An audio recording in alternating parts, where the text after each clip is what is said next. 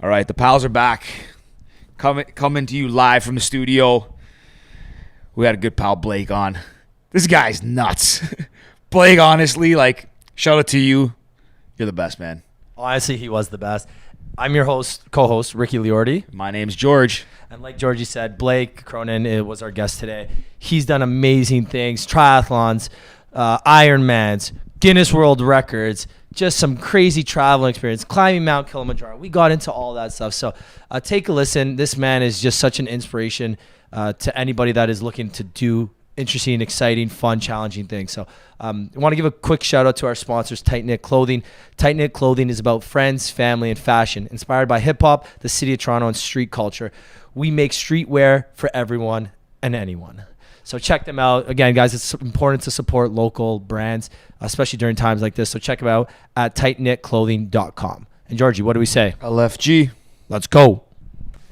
Georgie's got one right Rick usually starts it up, but I got one. But before Georgie starts that off, Blake, welcome to the Pals Podcast.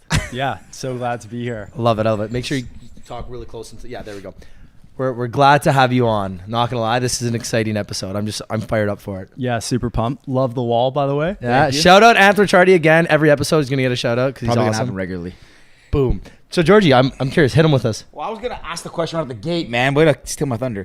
What is your least favorite run you've ever had in your life? Like maybe not a race, but one that you remember that just sucked. Is there one that sticks out?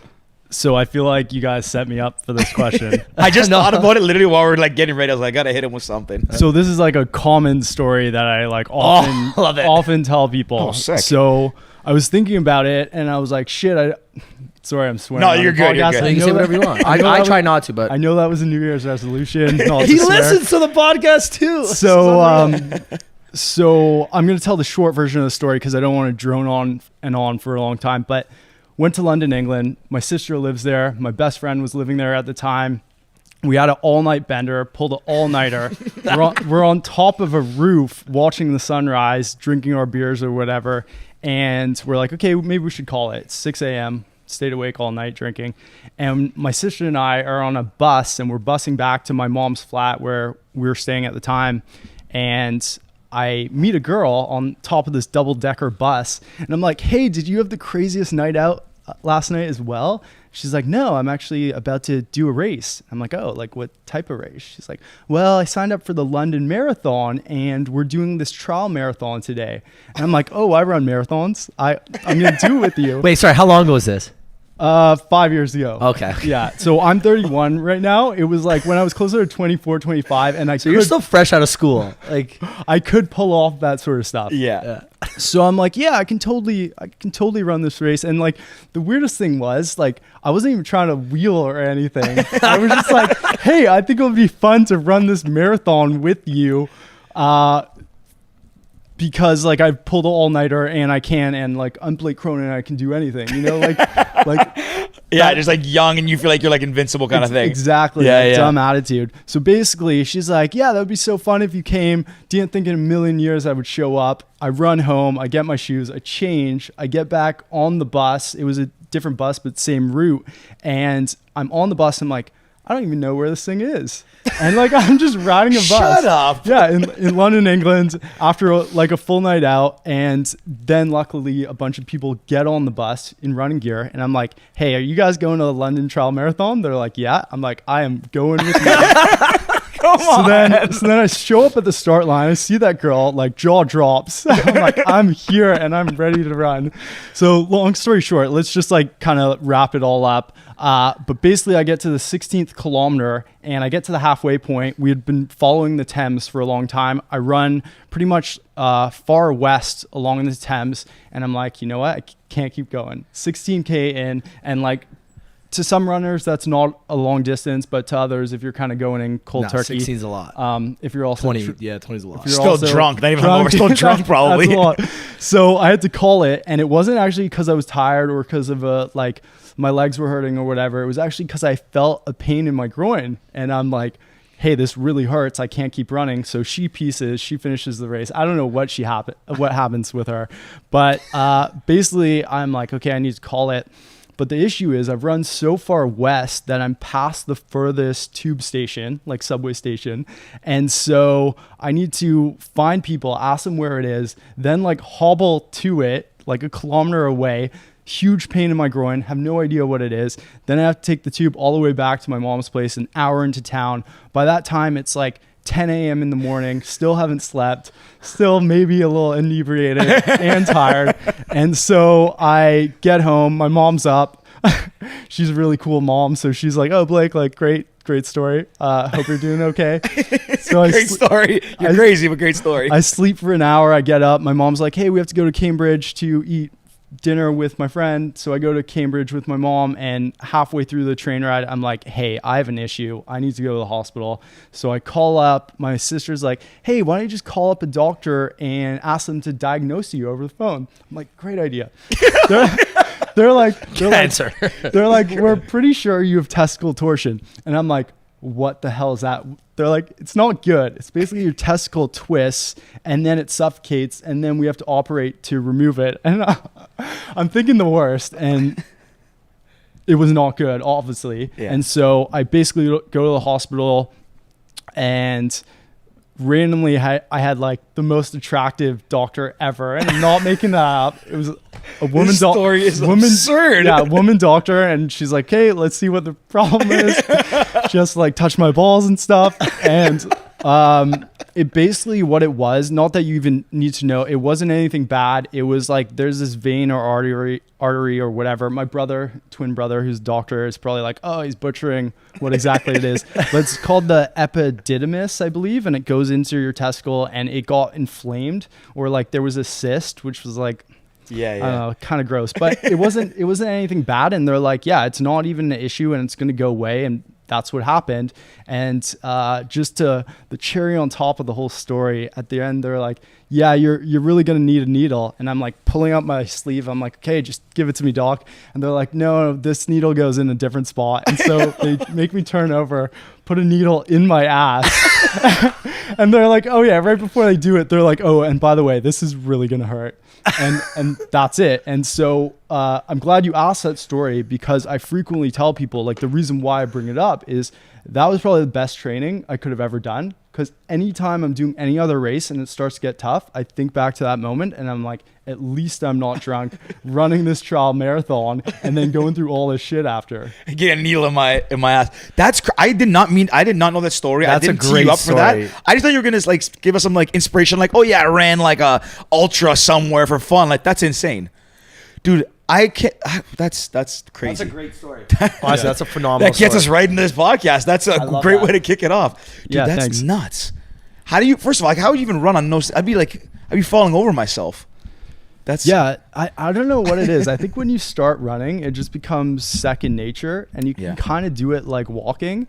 And I feel like if you look at a lot of runners, they can kind of just get up and go on a run. And the only thing that will vary is the distance, like how far they can go, how fast they can do it, how comfortable they feel while they're doing it. So I was kind of at that stage where I was able to do something like that. But I definitely don't recommend it, and nor do I view it really as a good thing that I would brag about. If anything, at this age, I think I've kind of grown out of that mentality, and I try to actually really prepare for these sorts of things. More so for like at the time, you're young, like any of us at that time. We say yes to everything, Yeah. Being young, you want to do it for the story. But yeah, I mean, this is kind of like a good segue, because obviously, like, we'll probably preface at the beginning of the episode, but you're on because big runner. Obviously, people can tell if they're watching the video. Like, guy just looks like he kills marathons.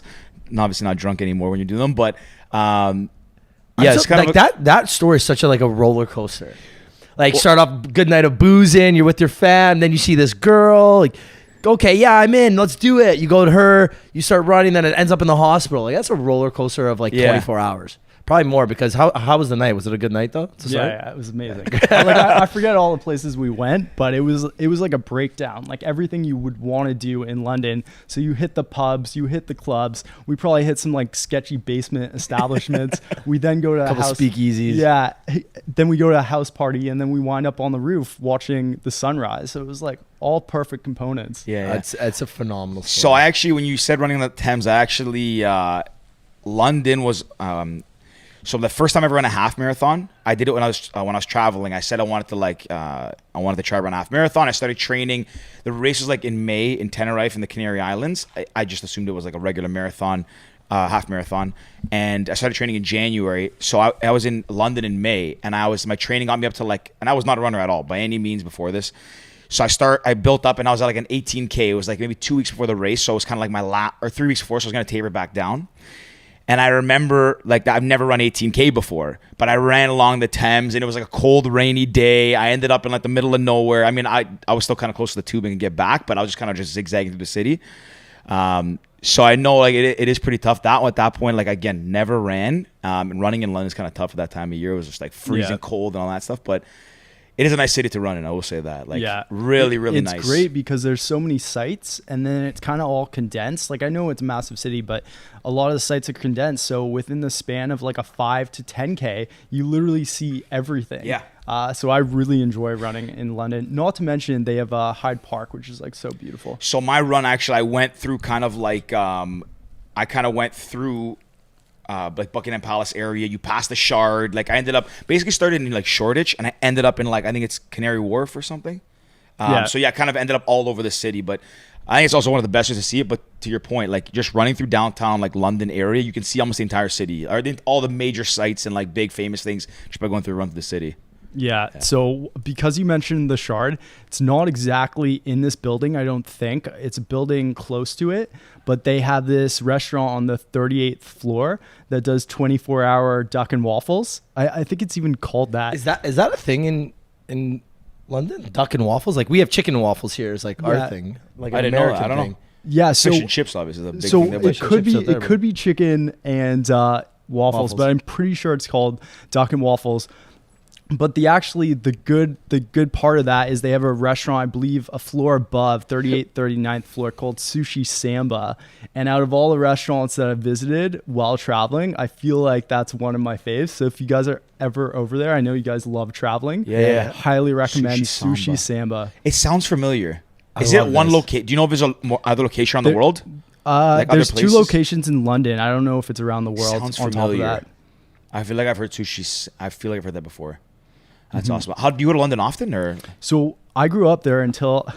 Love your questions, by the way. It's like we coordinated this. I grew up in London until I was 8 years old. Okay. My mom has an architecture practice there, and she's also a guest lecturer at one of the universities. Wow. And then How do we not know this? Yeah, and then we hung out together all the time at Western. Yeah. I had no idea. My sister, I guess because of that influence, she moved back over to London later in her life, and she met her husband there. So now they live there, which is super awesome. So now I go over, I try to do it twice a year, and it's so sweet. And I have 2 places there. I have my mom's flat, and I have my sister and her husband's place as well. Very cool. Unreal. Mm-hmm. Yeah. And and so like speaking of London, fun fact about me, I swear to God, went to school there until I was 8. I went to school with Harry Potter. What? Daniel Radcliffe. At Hogwarts. Wait, what? No, seriously. I actually went to school with the actor, Daniel Radcliffe. You went to school with Daniel Yeah. Radcliffe? And I would do judo with him, and I would like flip him on the ground. Hold on a second. No. Let's focus in on this. You went to school with Daniel Radcliffe? Yeah. Like legit, like, and you have pictures, like a picture, like a school picture or something? So that's a great question. I don't know if I have it accessible, but I could show you like a yearbook where we're all in it together. See, this is the point where you got to send this to George. George is going to superimpose it on the YouTube video right I probably could put it now. up. If you actually if you have it, I could actually probably. That's crazy. You went to school with Daniel Radcliffe. Yeah. That's legit Harry Potter. Interesting. Yeah. Yeah, it was amazing. It's definitely like my official bragging rights. It doesn't matter what I do in this lifetime. Like run bunch You of took down 20, at 25. You Hold on. you tackled Daniel You Radcliffe. tell me who's cooler. At 25, he's in Harry Potter 7. He's running a marathon with a girl he met on a bus in London, still drunk. That story's a little bit better, I think. Harry Potter's that's crazy, man. sick. I love Yeah. that. I'm a big That's Harry awesome. Potter nerd. Yeah, it is good. That is honestly, that's these questions are just teeing up perfectly. It's like we Man, planned this. We oh, honestly this did not is plan insane. any of this. I've been waiting to ask this question, but you guys have been vibing here, so I didn't want to interrupt. We're both two GBO, marathoners, you know, so we're on the same page. What's your favorite race you've ever run, or favorite race in general? It doesn't have to be run, like maybe it's an Ironman or something. Yeah. So definitely the Ironman. which I have the medal right there. Pull him up. Pull him I up. don't know if Can we see? you're- That thing is huge. Is that Tremblant? So the No, only it's Cabos. whack thing Where? about Cabo? Cabo. You did Ironman. yeah, He's so fucking the only heavy. whack thing about that medal, just quickly, is that it was October 30th. I think we ran it, so it's all like Halloween branded, that's kinda like shit. orange and pumpkins, and it's like kinda trash, I, yeah. like look at the swag I'm wearing right now. You- man. Boston 2020. Get stand up. Show the people what you're wearing, man. You look like, great. You look like a runner, man. So he walks in like the jacket. You gotta show them. Show them. No, the back's the. Hey, show the camera. The back of it. oh, the back of it's I didn't sick. even see the back. Yeah, that jacket's sick. Like the shoes, got the Do ankle you, socks do you on. run in Air Max in those shoes? Supposedly they're made for long distance running, but Really? I would just call them lifestyle. That's shoes, that's to why be I have a honest. pair. I have a pair as well. I got my bought. I cool don't wear shoes them to on, run. Yeah. This is sick. Wait, what's the other medal is? That's the Boston medal. Boston? I, Okay, I, so- I was gonna wear so- it, but then I just I have thought so it many was over. questions. Let's, Yeah, yeah, Let's let- kind of go let's- in order here because we're trying. Yeah, let's start with all over. Cabo and then we'll go to Boston. Yeah, so I like your guys' vibe because you just run marathons out of nowhere, Yeah. and Ricky, I understand you did it without training, Yeah, that was crazy. which is totally my style. So when Heck yeah. when I was signing up for this thing, I'm like, okay, well, should I Google the easiest Ironman to run for like full Ironman? So that's a 4K swim, 180 kilometer bike ride, and then finish it with a marathon, 42 kilometers. I'm like, should I do the easiest one so I have the best chance of success? And then I thought about it and I'm like, that wouldn't be cool. I'm like, what would be cool is going to Los Cabos, Mexico, and just doing the craziest one in the ocean, in the Mexican desert, and then finishing and partying on the beach after because you're in Mexico. It did not play out that way, by the way. But that's what I did. And signing up for that was a little impulsive. I had just finished the half Ironman in Muskoka. And I just normally... Which they say is a really nice one, right? They Yeah, say yeah. it's like it's a very picturesque, like you're going through like the cottage country basically. Yeah, and a lot of people will say that it's so hilly, but it's like what goes up must come down. So I felt like it was just as good from that perspective. But when I finished the race, what hardly ever happens is finishing a race and being like, oh, I feel great. I feel like I could do more or do another one or whatever. Normally you're fully gassed because you've given it your all. But when I finished, I was like, I still have fuel left in the tank. And then it made me think, why don't I just do a full?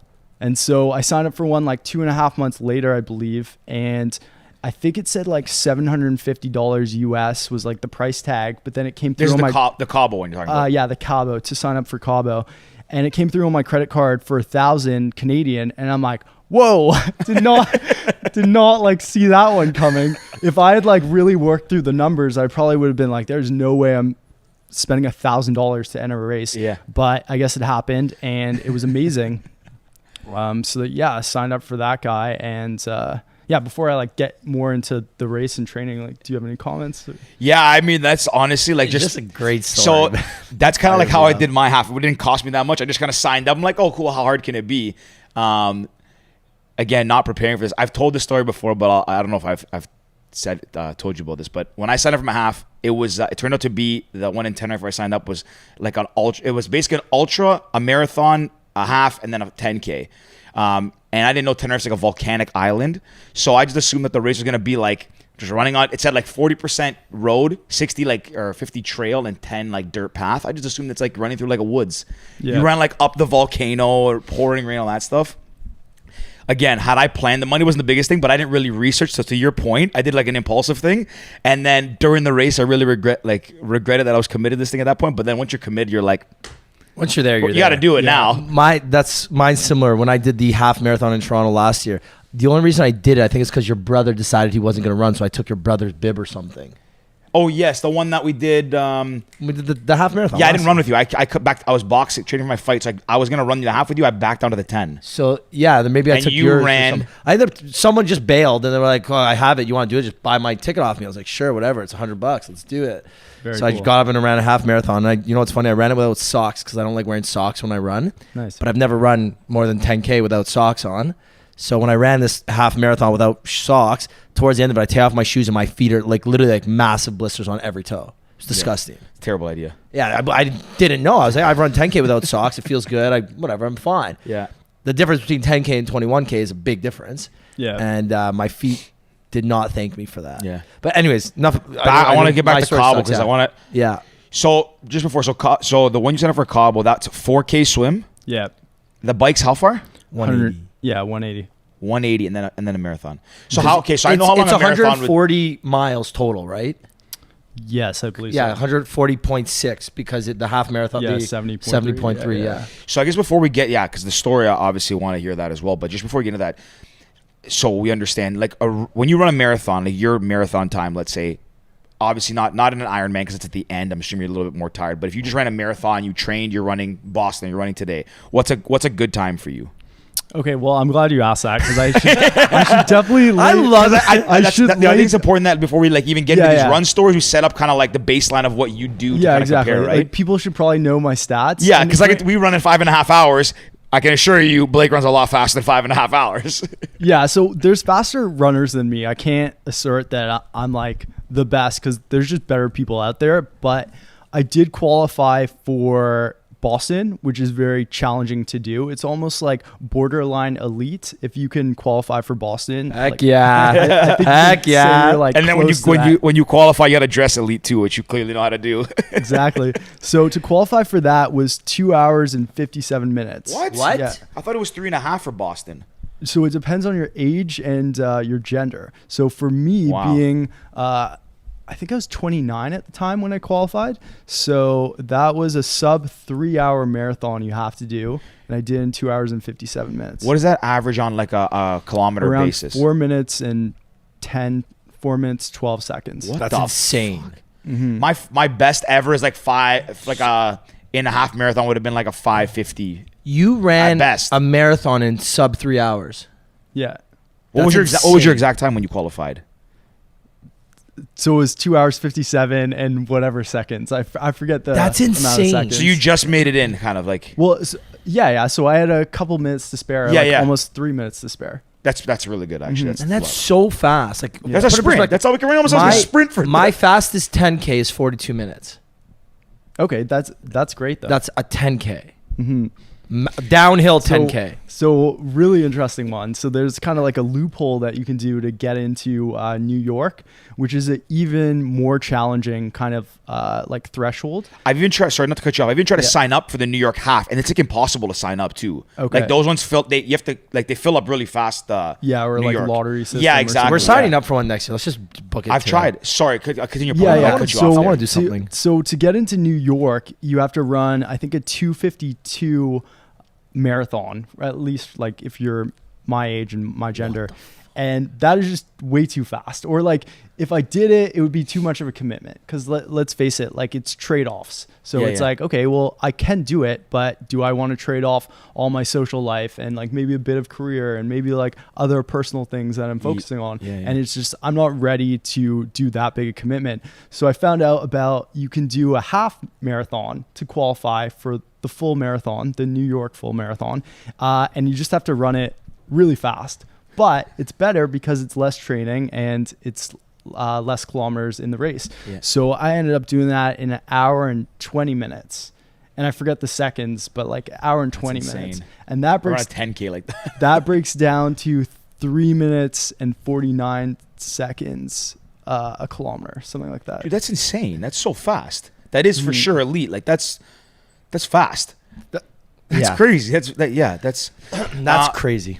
when you run. Sorry, and just what shoes do you have a specific shoe you run in, or did you change by race? Like Well, so I was a Nike Pacer, which is not like right. a big title, but it basically meant that you worked for Nike, you were a part-time kind of employee, and you led runs downtown, and you were kind of a good enough runner that you could pretty much run at any pace and then lead these groups. And so I did that. And that basically made me a diehard Nike fan. And I actually almost didn't order this jacket because it's not Nike. I support that. Yeah. I'm a Nike guy, but that's a sick jacket. I would Yeah, wear I that know. jacket for sure. and I don't know if it's Adidas or Adidas. So can we just get clarification on that? I think it's Adidas. Yeah. Unless you're from Germany. I think it was invented in Germany, right? I have no idea. Then it's Adidas. Adidas. Yeah. Adidas. And well, anyways, yeah, I'm glad I ordered it too.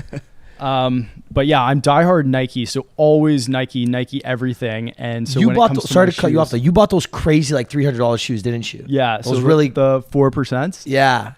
I have. Wait, which ones do you have? The Alpha Fly or the Next Percent?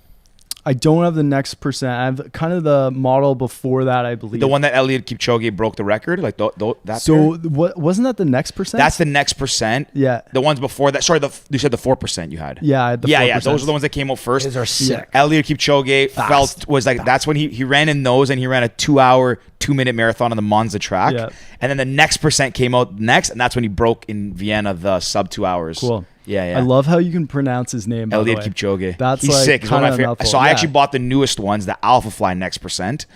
I'm not that fast. They do make you faster, though. I'll tell you. Like So a very like rudimentary explanation of them. It's almost like they have like a springboard in the heel, and so when you're running, it's kind of like pushing you forward. Yeah. So I actually do stand by them and would say if anyone wants to run a faster marathon, like get those shoes. Yeah, they have the Hear that, people? It's a carbon foot plate, and actually a lot of obviously a lot of of controversy around them because people They're are almost saying illegal? Yeah, no, they're not because they're not. But the thing is that so when Eliud Kipchoge broke the world record, he wore those, and then a lot of runners started wearing them. But people who are like marathoners who are sponsored by like Adidas, Puma, whoever it is, were at a disadvantage because the shoes were proven to reduce like your friction and your propulsion, everything. So statistically, the next percents, the next percent, the 4%, next percent, and Alpha Fly, they prove that wearing them will make you faster. Like it's like a bit of a performance enhancer. So people, but different sponsors were at a disadvantage, so they were getting pissed.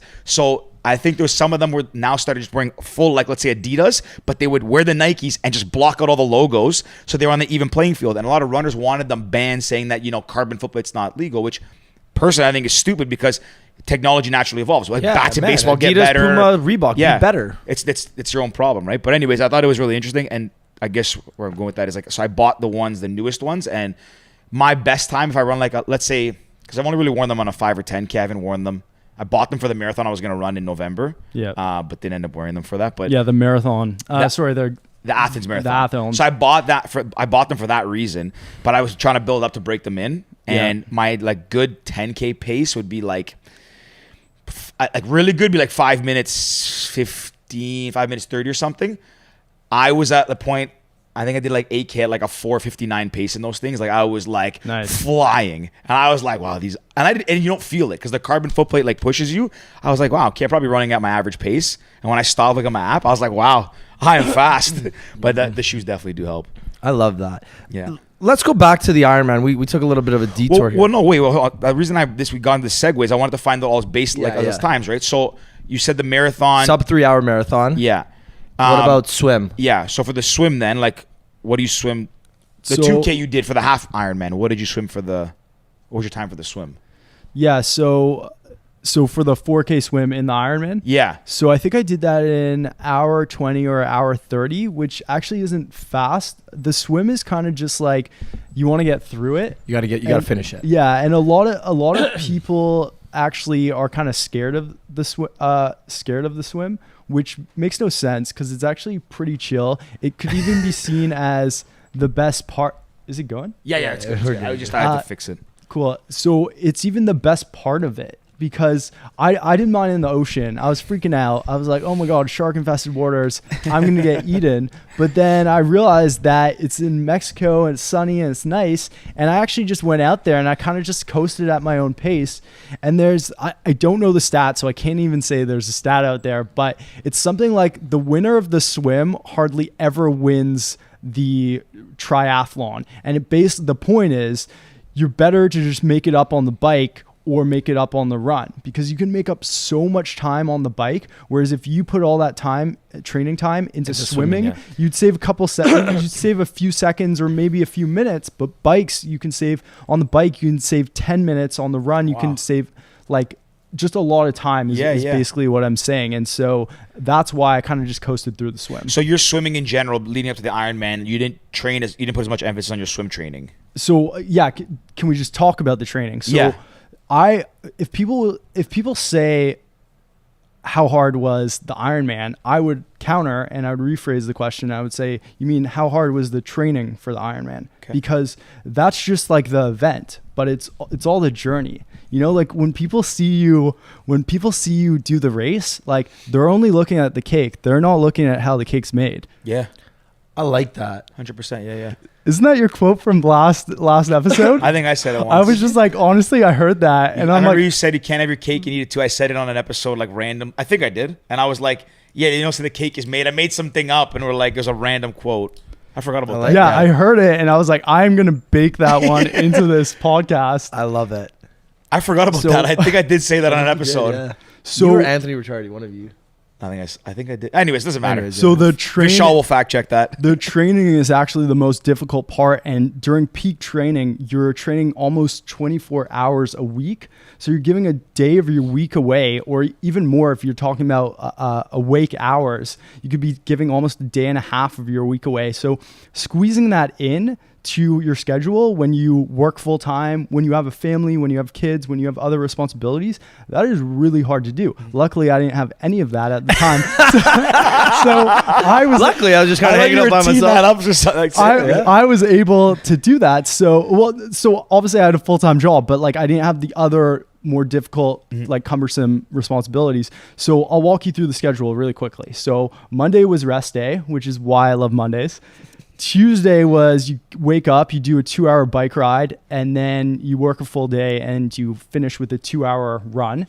Wednesday is the swim day. So this kind of answers your swim question, where you would swim up to 4 kilometers. And so I wasn't like the best swimmer, so maybe that's a 2-hour swim session for me. Thursday is the same as Tuesday. Wake up, do a 2-hour bike ride. Work.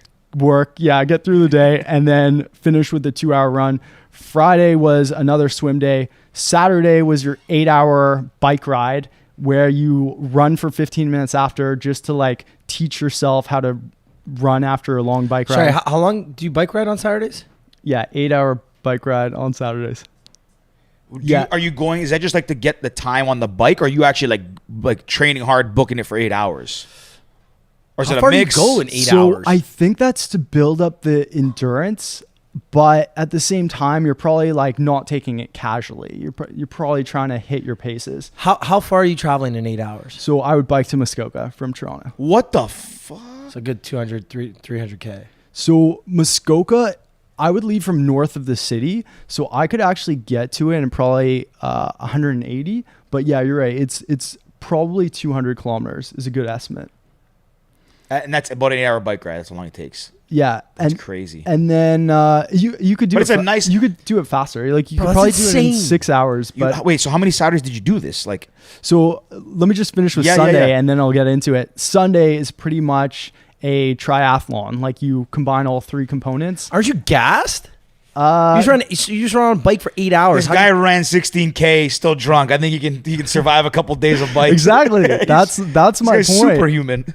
If you do that, everything is easier. It's afterward. relative, right? I've always wondered how triathletes train, because they're like Ironman, because it's literally a full day event. So basically, you just follow the training schedule, and I just kind of stated 2 months out, which is the most difficult part of the training. And so it could add up to maybe 24 hours of your week, but the month before, let's say 3 months out or 4 months out, you might only be allocating 10 to 15 hours. So it's actually somewhat manageable for some of the training session. It's only difficult 2 months out and like around that period. So you kind of build up, and then so 2 months out, the month before, are you still going to 24 hours, or are you scaling downwards? Or are you scaling up still? You taper, right? Yeah, the month before. Okay. So that's still probably 15 hours per week. We're kind of doing the same schedule, just not as long. So maybe only an hour bike ride in the morning and then like an hour run after. That's still crazy, but like, I mean, like working out 2 hours in the morning, 2 hours in the evening, like, I'm not discounting that it's not hard. Like, I mean, people, if they wanted to do it, you could do that and train, because people go to the gym, like you spend, 2 hours working out in the gym kind of thing, like just adding an extra one in the morning. I mean, the 8-hour bike rides and then a triathlon the next day is kind of crazy for the average person, but yeah. So you'd bike to Muskoka on the Saturday and then do a triathlon in Muskoka on the Sunday. Yeah, pretty much. Jesus. That's insane. Wait, and when was this one? When did you do Cabos? I actually did it a long time ago. I did it when I was 27. So I'm 31 now. 2017. 20. Yeah. And 16. yeah, so it is kind of a while ago, but like I think if anything, I've gotten stronger since then. That was before I qualified for Boston or qualified for New York. So if anything, I think I would crush Ironman even more so. Go ahead, Rick. I was gonna say, what's your diet consist of when you're doing an 8-hour bike ride? Yeah. Like, are you just eating anything and everything? Honestly, at the end of the day, I almost want to throw this question back at you, because I feel like when you're doing marathons and triathlons, I'm literally just eating everything. Yeah, I'm eating very healthily. Like, I will always eat right. I just won't eat the right amounts, And so I actually did come up with the goal that I want to hit 9% body fat just to see how it feels, like get to sub 10%. How much body fat do you have now? I feel like you're at that. No, definitely not, because I frequently hit kind of, I don't know what the label is, but it's like a compensation effect where whenever I expend or burn 4,000 calories, I'm eating them back. Yeah. So I will never be able to train for a marathon or Ironman and actually get in the best shape of my life because I'm eating such large quantities. So I know you qualified. No, you didn't qualify. You won that contest way back in the day, like Mr. Italy or something like Chin, that. Yeah. Mr. Chin. No big deal. Mr. So Chin, yeah. How do you eat for something like that? It doesn't make sense to me how you can train so hard and then also eat well. So that was different because I was basically eating, I'm not going to lie, I ate chicken and asparagus 5 times a day. That was it. That was all I ate. And I was still drinking. 5 times a day or 5 days a week? 5 times a day. 5? I was eating chicken and asparagus 5 times a day. How many calories would that have been? I don't know. I had those like small, properly portioned containers. Yeah. It would have like 6 pieces of asparagus, 7 pieces of asparagus, and 1 chicken breast. How long were you doing that for? I did that for about 2 months. And when I was drinking, that's all you ate for 2 months, basically. Wow, like I'd have a cheat meal every now and then, and but that was my main meal. Good for you. That would sometimes you sub out the chicken for the asparagus for broccoli. Sometimes it's sub out the chicken for fish or steak. But no carbs. I was eating very little carbs, little to no carbs. How do you function? Mind you, there's carbs in asparagus, I think. Yeah, like complex carbs, but it's not like. But it's not like a heavy. It's not a heavy carb. Yeah, because I was just trying to cut down. And when I was drinking, I was only drinking vodka water Mio. I'd put a splash. I'd go to the bar. Not gonna lie, I remember going to Fiction nightclub with my own Mio, like those little you spray them in your drinks. And the bouncer looks at me, he's like, "What is it?" I'm like, "Man, I'm on a diet." He goes, "What?" I was like, "I can't. Like, I can only drink vodka waters." He's like, "So what the hell's this?" And I'm like, "It's to make the water taste like something because there's no calories in Mio in some of them." So that's what I would do. I was drinking vodka water Mio or vodka water with and I'd squeeze like 3 or 4 lemons or limes into it. You were training, but that's your training for like a physical fitness competition for aesthetics. Do you think that's just for the aesthetics? Exactly. It's not for like I wasn't strong. That was when I was training for this. I wasn't my next strong question. at all. Yeah. I was gonna ask. Do you think you could do that to train for like if you were doing a race or anything like that? No, when I was training for the triathlon, I did. So I only trained for about 7 or 8 weeks prior to the Toronto triathlon, and I was eating heavy on days. The night before a big training day, I would eat like crazy carbs. I'd have like a plate of just rice and beans, massive plate of rice and beans, or I'd have 3 bagels before I went to bed, just because I needed the extra energy in the morning, and I was eating pretty healthy. Good portion size of good meat, a good vegetable, and a good carb every meal. But I was eating balanced. I think the more important part was not to eat high sodium foods or like junk foods or crappy foods. So I cut out all pop. I cut out all candy. I cut out fried food, like heavy processed food. I try to cut out. But that's it. Mind you, again, I'm not a real athlete. You are a real athlete. Well, so just to answer your question, I would say the whole nutrition component is like uncharted territory for me. I still need to do a lot of research to like figure that. That's the difference between that 257 and 252. Yeah, the nutrition part. Exactly. Man, you got to hit up Andy DeSantis. That's it. Do you do you think like the way you perform? Naturally, like good foods will produce better, but do you think it'll make a substantial difference if you start to focus more, like let's say you do another Ironman, if you focus more on your diet, you think you can improve your times, it'll make a substantial difference? Or like, are you someone that like you can eat a Big Mac and go run and you still feel the same as if you had like salmon and go run? Like how are you when it comes to that stuff? It'll probably make a difference, but I think in a very kind of like rudimentary way, I think I'll just be lighter. Like I'll be in better shape and I'll be lighter, like less fat to carry around during the race, that sort of thing.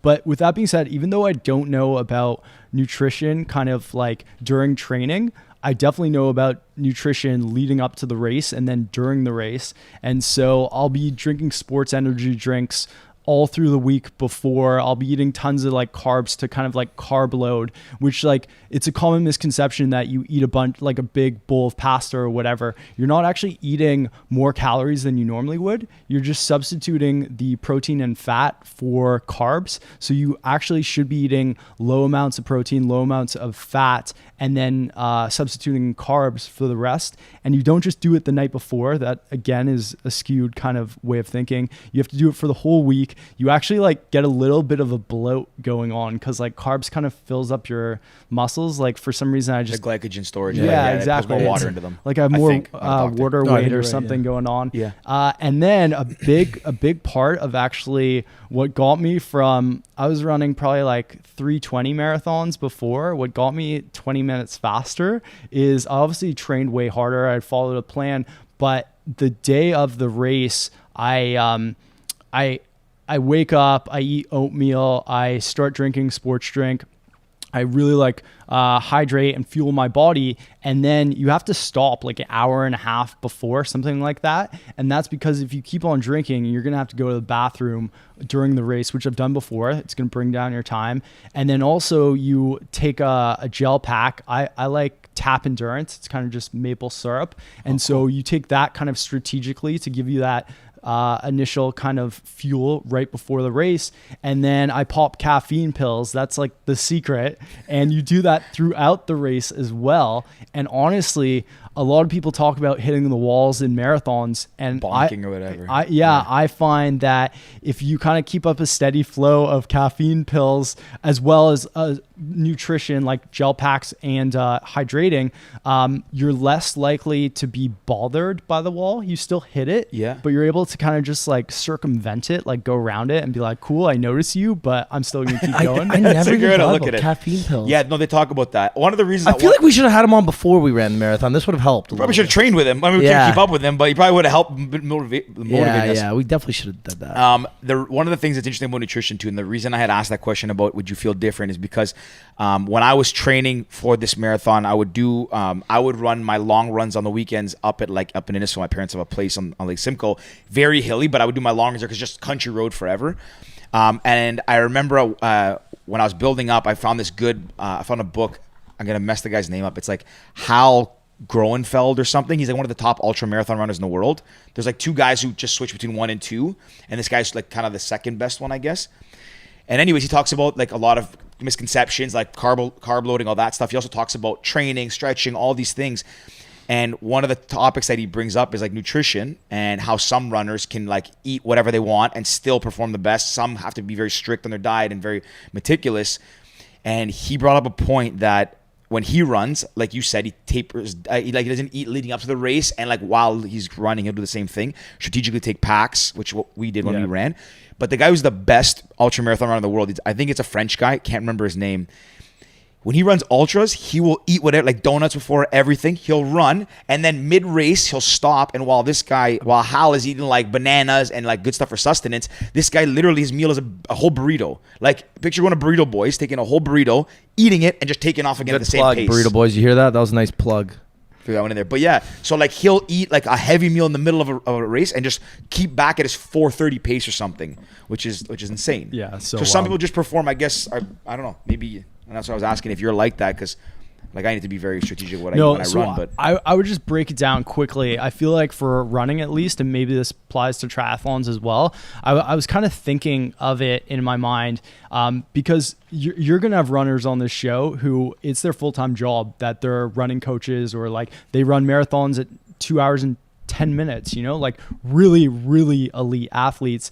And I feel like where I put myself, let's say there's like 3 parts to training for a marathon. There's the like putting in the time, which you need to do. You need to hit that weekly mileage in order to be able to actually do the race. So there's putting in the time, which is just running. Then there's like strategic training, like the strategy behind the running, that part I'm not good at. Like you will get way better answers from the people who I was just referencing, like who do it as their full-time job. And then the last part is mindset, where you can do the first two and nail it, but if you don't have a good mindset, you're gonna hit that wall. You're gonna start feeling pain, and you're gonna be like, you know what, I can't keep up this pace, or I can't finish the race. And mindset, I think, is like where I kill it, like where I kick ass is like mindset, because I did so many dumb things when I was younger that it kind of built it up in my mind. So I think like when you ask me about nutrition, I feel like I won't have a great answer to that because I'm pretty casual about it, but I do put in the time. I do have a good mental mindset, and then I do follow the training plans, which if you ever want to be a really good runner, you need to get your hands on a good schedule. You can get a coach if you want. They will help. I've never had a coach, but training plans actually build you up so that you like become the athlete who's capable of doing the race in the time that you want. Yeah, that's really interesting. Actually, I like how you put that. I mean, I'm sure we've kind of talked kind of like that, but never really thought about it. Where there's three things like the food, the training, and then the mindset. I mean, we've kind of touched on that before, but the mindset. But that's really good way to look at it. And I think that, honestly, to your point, I do think that is one of the biggest things. Like, I mean, I don't think I'm like the most in shape person. My diet wasn't great. Ricky, on the other side, his training wasn't great, but maybe his diet was better, and the mindset. And I think at the end of the day, I think what makes a real game changer is, we said this last time when we talked about the recap, like mindset, I think is probably the biggest, honestly, probably the biggest factor. Like training, I think, is probably second, but like people underestimate that, like their ability to do it because of their mindset. And like, I think a lot more people could or should, or either should or could, or can run and do these things, but they look at it like the training is the hardest and the nutrition's so hard. But I really think like that, to your point, if you have that last one figured out, the rest can kind of fall into place. Agreed. Which is really important. Yeah. I think a lot of people don't. Go ahead. Sorry, I want to tell a random funny story from, maybe it's not even funny actually. You mentioned caffeine pills and it triggered something in my mind. So I went to Centro Scuola in grade 11 or grade 10. So Centro Scuola is this big summer program where you get a credit in Italian and you go to Italy for 3 weeks. So you do 3 weeks of summer school, and then you go to Italy for 3 weeks and you get a credit. So a lot of people do it, especially like St. Mike's guys, and a lot of people in Woodbridge do it. So we went there, and there was this girl on this trip, and I was trying to think of her name, and I can't remember it. She got kicked off the trip because she had caffeine pills. Wow. And we're all like, why? Like, they're caffeine pills. These are over the counter. Coffee. Yeah, and they're like, oh, no, this is drugs. It's compared to like 8 cups of coffee. And the girl's like, you literally buy this over the counter. She got kicked off the trip. And I remember telling my mom this story. My mom was like, if they kicked you off for having caffeine pills, I'd fly out there and kick them out. Elaine would lose it. Have I ever told the story about the time I got in trouble? No, but it is pretty funny. I don't know if you told Isn't it like the time that you had a breezer on a trip? And yeah. Your mom was like, so tell is that the story? Did I tell it on the podcast? Or Yeah, did I of tell you course. personally? Yeah, I think it was on your mom's podcast, which, by the way, I love that one. Man, I love how you honestly, listen. man, you're great, man. You're firing us. This guy's just bumping our tires. They were laughing like the whole time. It was so great to hear, and I love how thick your mom's accent is. Sofia Vergara. That's her. I knew that you were Italian and Brazilian. That's your mix. Yeah. So I just like had never really like put 2 and 2 together, and then hearing her, I was like, oh, that's so crazy. Yeah. Our moms is, it's still I think it's number 9 or 10th most downloaded episode. Shout out to all our moms. Yeah, all the moms that listen as well. Shout out to all of you. But yeah, that was a really funny story when I got. But anyways, if I've told, then I'm glad the listeners know that story. I want to finish this triathlon. Yeah, so I think we kind of touched on all this stuff about like the training and that aspect. Yeah. So I guess let's jump back into the story now. Take us race day or race week. Well, I guess even like to preface it a little bit. So do a triathlon in another country, you got to pack all your stuff. You got to bring your bike with you. All these things. I'm assuming like I didn't even think about. Yeah, like you have to pack all this stuff down. Is that? I mean, is that easy to do? Is not like a hard part getting your bike to ship down all that? How do you ship down a bike? You put it on a flight. You put it as fragile. Do you have like a bike case? Yeah, so cases go for around maybe $500. Oh, so they're okay. But I don't do enough traveling with my bike to justify having a case.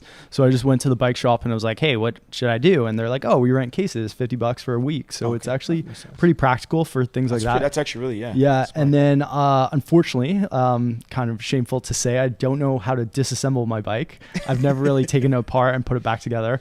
So I had them do it. So they charged me a service fee, but like it would be easy enough to just Google it, put it in the case, take it down, maybe buy a case if you're diehard enough. And then the transportation isn't that big a deal. I don't know if you have to pay for it extra Yeah, on the $50 or flights, something. Yeah, whatever. Yeah, and then yeah, like it was pretty comfortable going down there, and Los Cabos is so beautiful that it's like it wasn't weird getting. It's not like it's a foreign place that I felt uncomfortable in. I was like, yes, I'm in paradise, and my parents came down, so like obviously that's just a bonus, and then yeah, so I would say initially. From like a conceptual standpoint, you're kind of like, ooh, traveling with my bike, that's going to be so burdensome, but it's really actually easy to just figure out, and then it's worth it.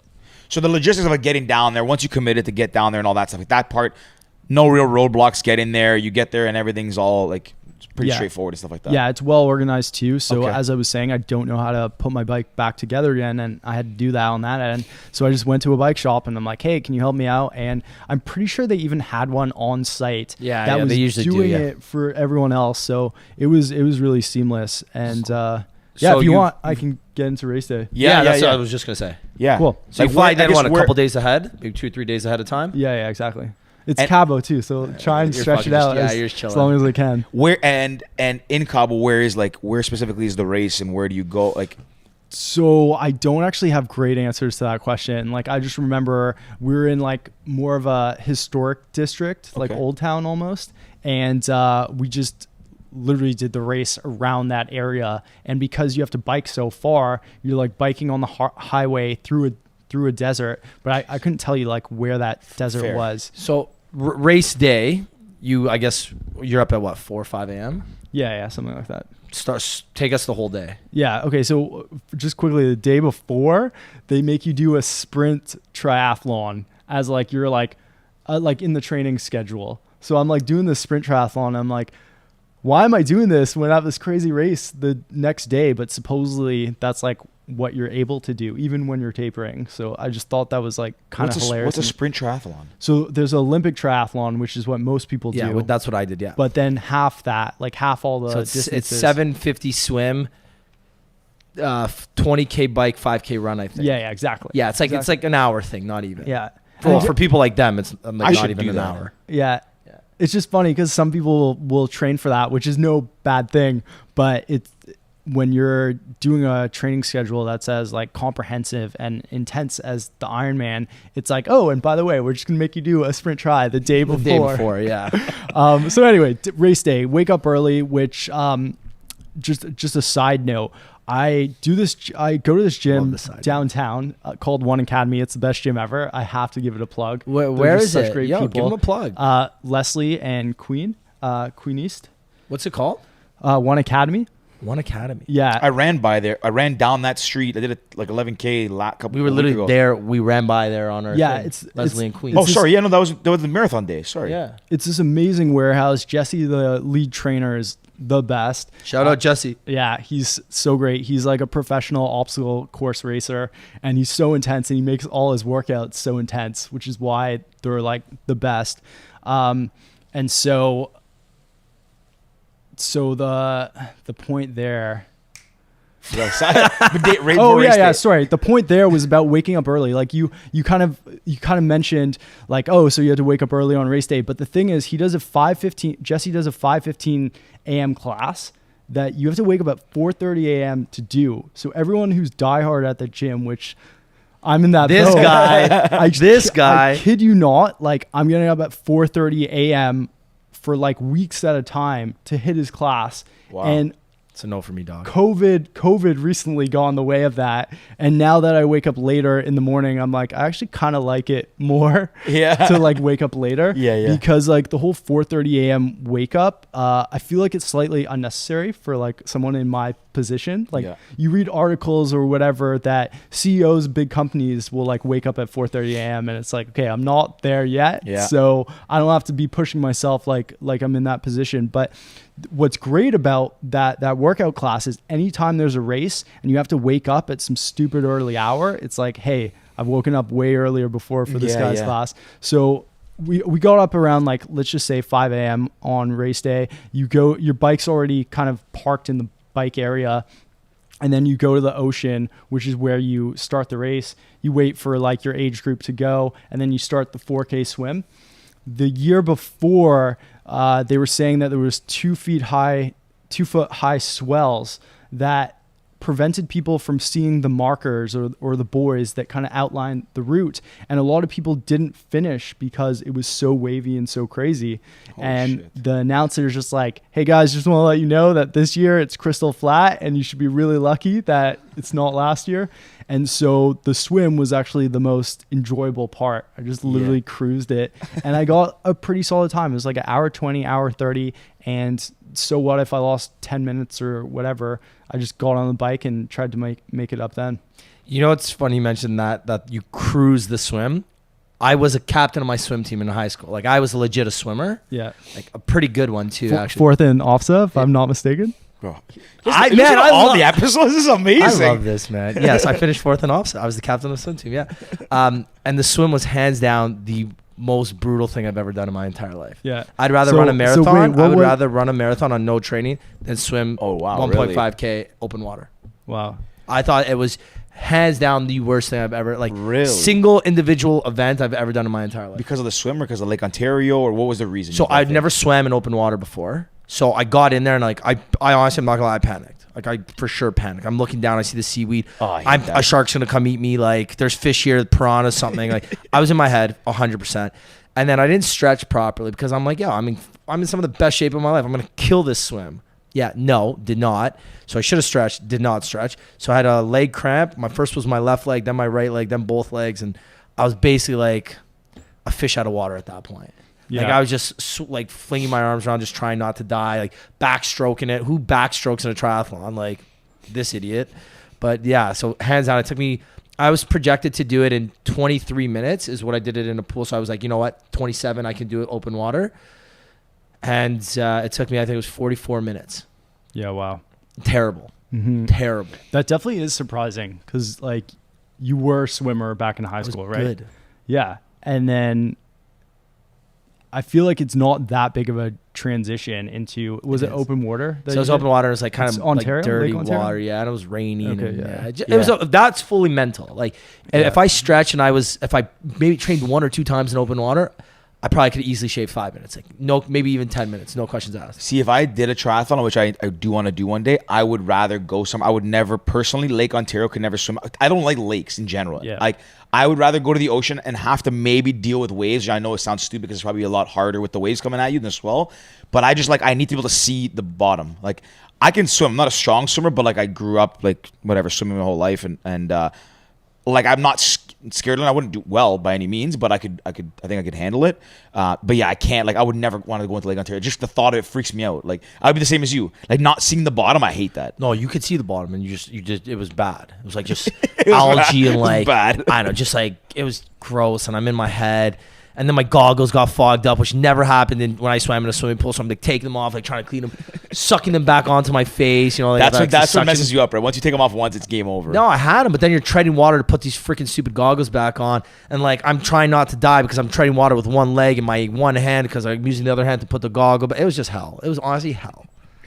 All right, so we've established that the swimming part is not fun, but for Blake, when you cruise, Blake casually cruised 4K, cruise 4K, which is like an hour and 20 minutes. Okay, so finish that. It also did you have a wetsuit, by the way? No, because it was so hot that I think they pulled the plug last second. They were like, "Hey guys, like it's not wetsuit legal," and I believe it was due to temperature.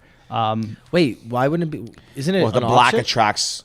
The black would attract a lot of heat. No? So if I had my wetsuit on, it's like a thick one. I would have overheated for sure. Oh, so it's like a health thing then. Yeah. So maybe I have to look into the exact reason. I just remember that it was almost like a game time decision. Okay. And they pulled the plug and they were like, no wetsuits. And I was like, fuck, because that adds buoyancy and it gives you, there's like a stat out there, like 10% faster or 10% more efficient. So I've actually heard about the buoyancy and I didn't realize it because I didn't do one. I just didn't want to buy one straight up. They were like $200 or $300 and I just, no. So, but I read an article about a week or two before my triathlon that said that wetsuits literally have, like it helps you shave off time. Yeah. And I was like, how? I'm like, this, if anything, if they're heavy, they're like 4 or 5 pounds. Well, it doesn't retain water, right? Your body will naturally, water sticks to you more than to a wetsuit, to like whatever the material is, like the nylon or whatever it is. Rubber, whatever the suits are made out of. Yeah, but still, I didn't know there was a buoyancy to it. Yeah, but they're sweet. You want a race that allows you to wear a wetsuit for sure.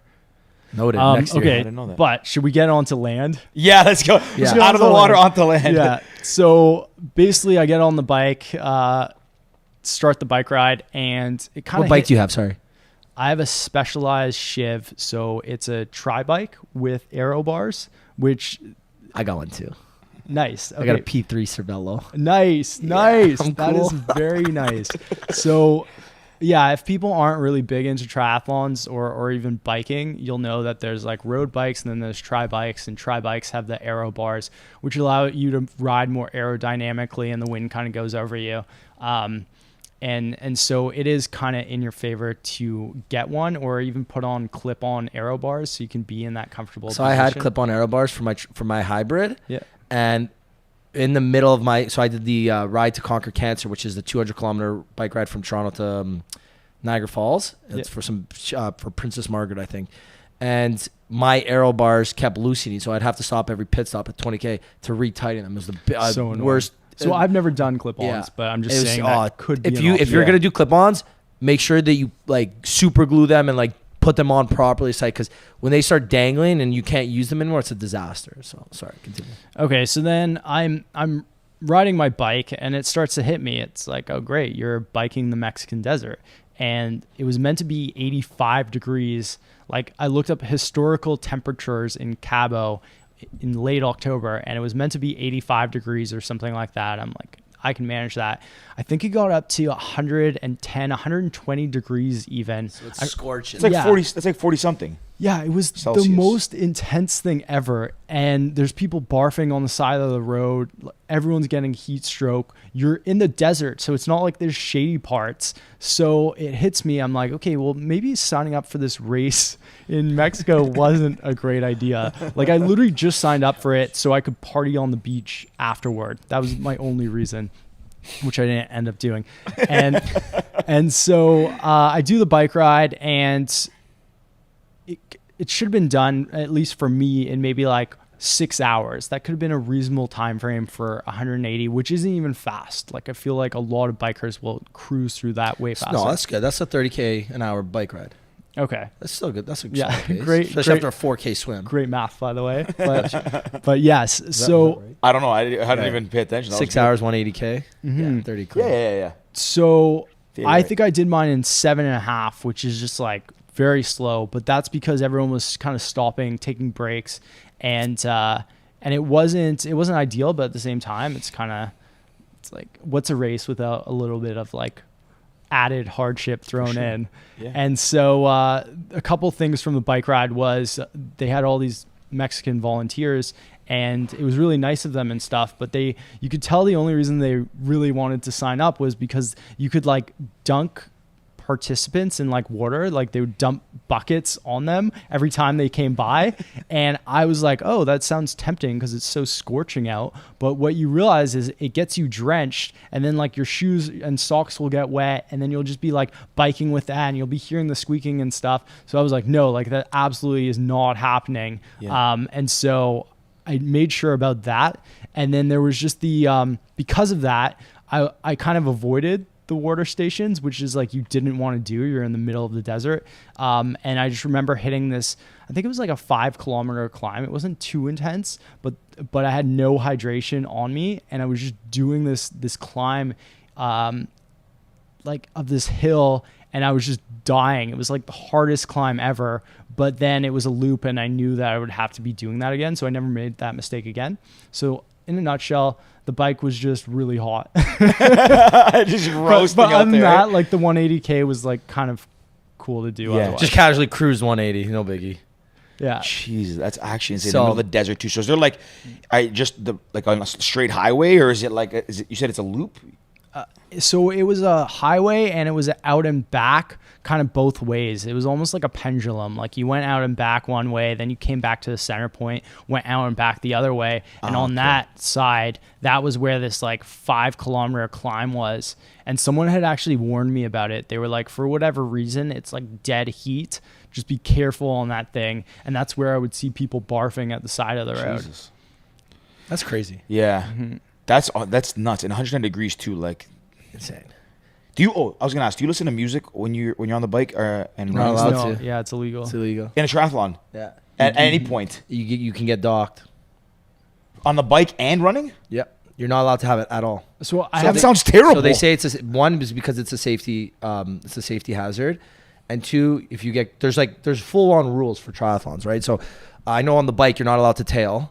yeah. You're not allowed to tail, or else they give you I think it's a 30-second for like drafting, Yeah, basically. it's a 30-second stroke or something. If you pass someone, you have to full on clear them before you can go back in front of them. You can't just like kind of cut in. You have to like clear them by like 5 or 10 meters or something. And then music, they can also dock you with as well. I did it with music though. So I got on my bike. I had my phone and my headphones inside my bicycle, and I wore a hat underneath my helmet.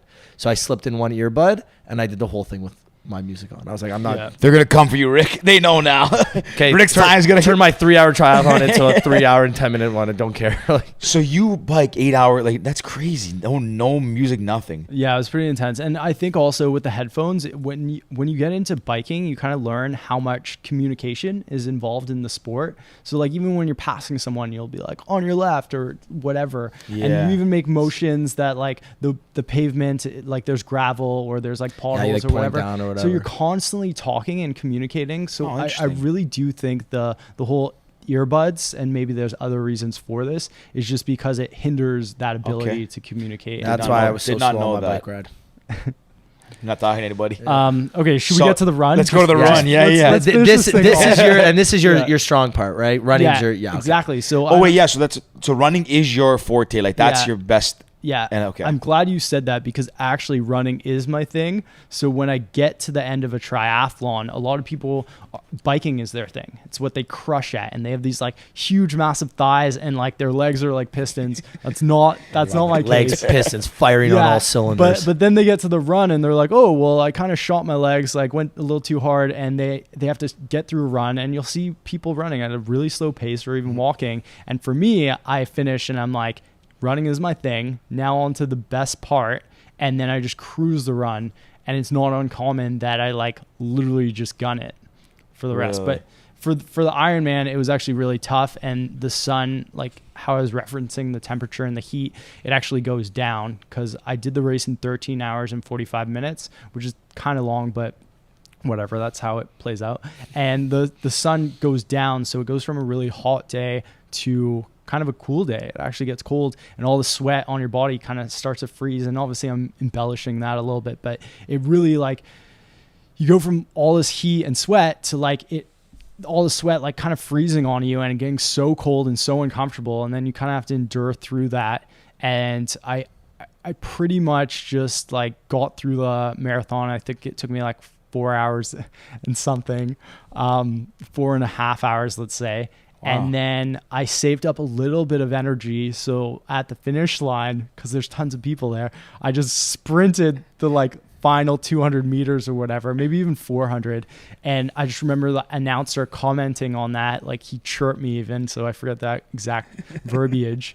But then he says, Blake Cronyn, you are an Iron Man, or like whatever the saying is. But that was probably the best feelings. Like, you know how like you do amazing things in your life, and climbing Kilimanjaro I've done as well, and that would be one of them for sure. Maybe we can talk a little bit about okay. it. But I would compare that finish line and that announcer saying your name and giving you that kind of title, like Iron Man, as like one of the best feelings I've felt.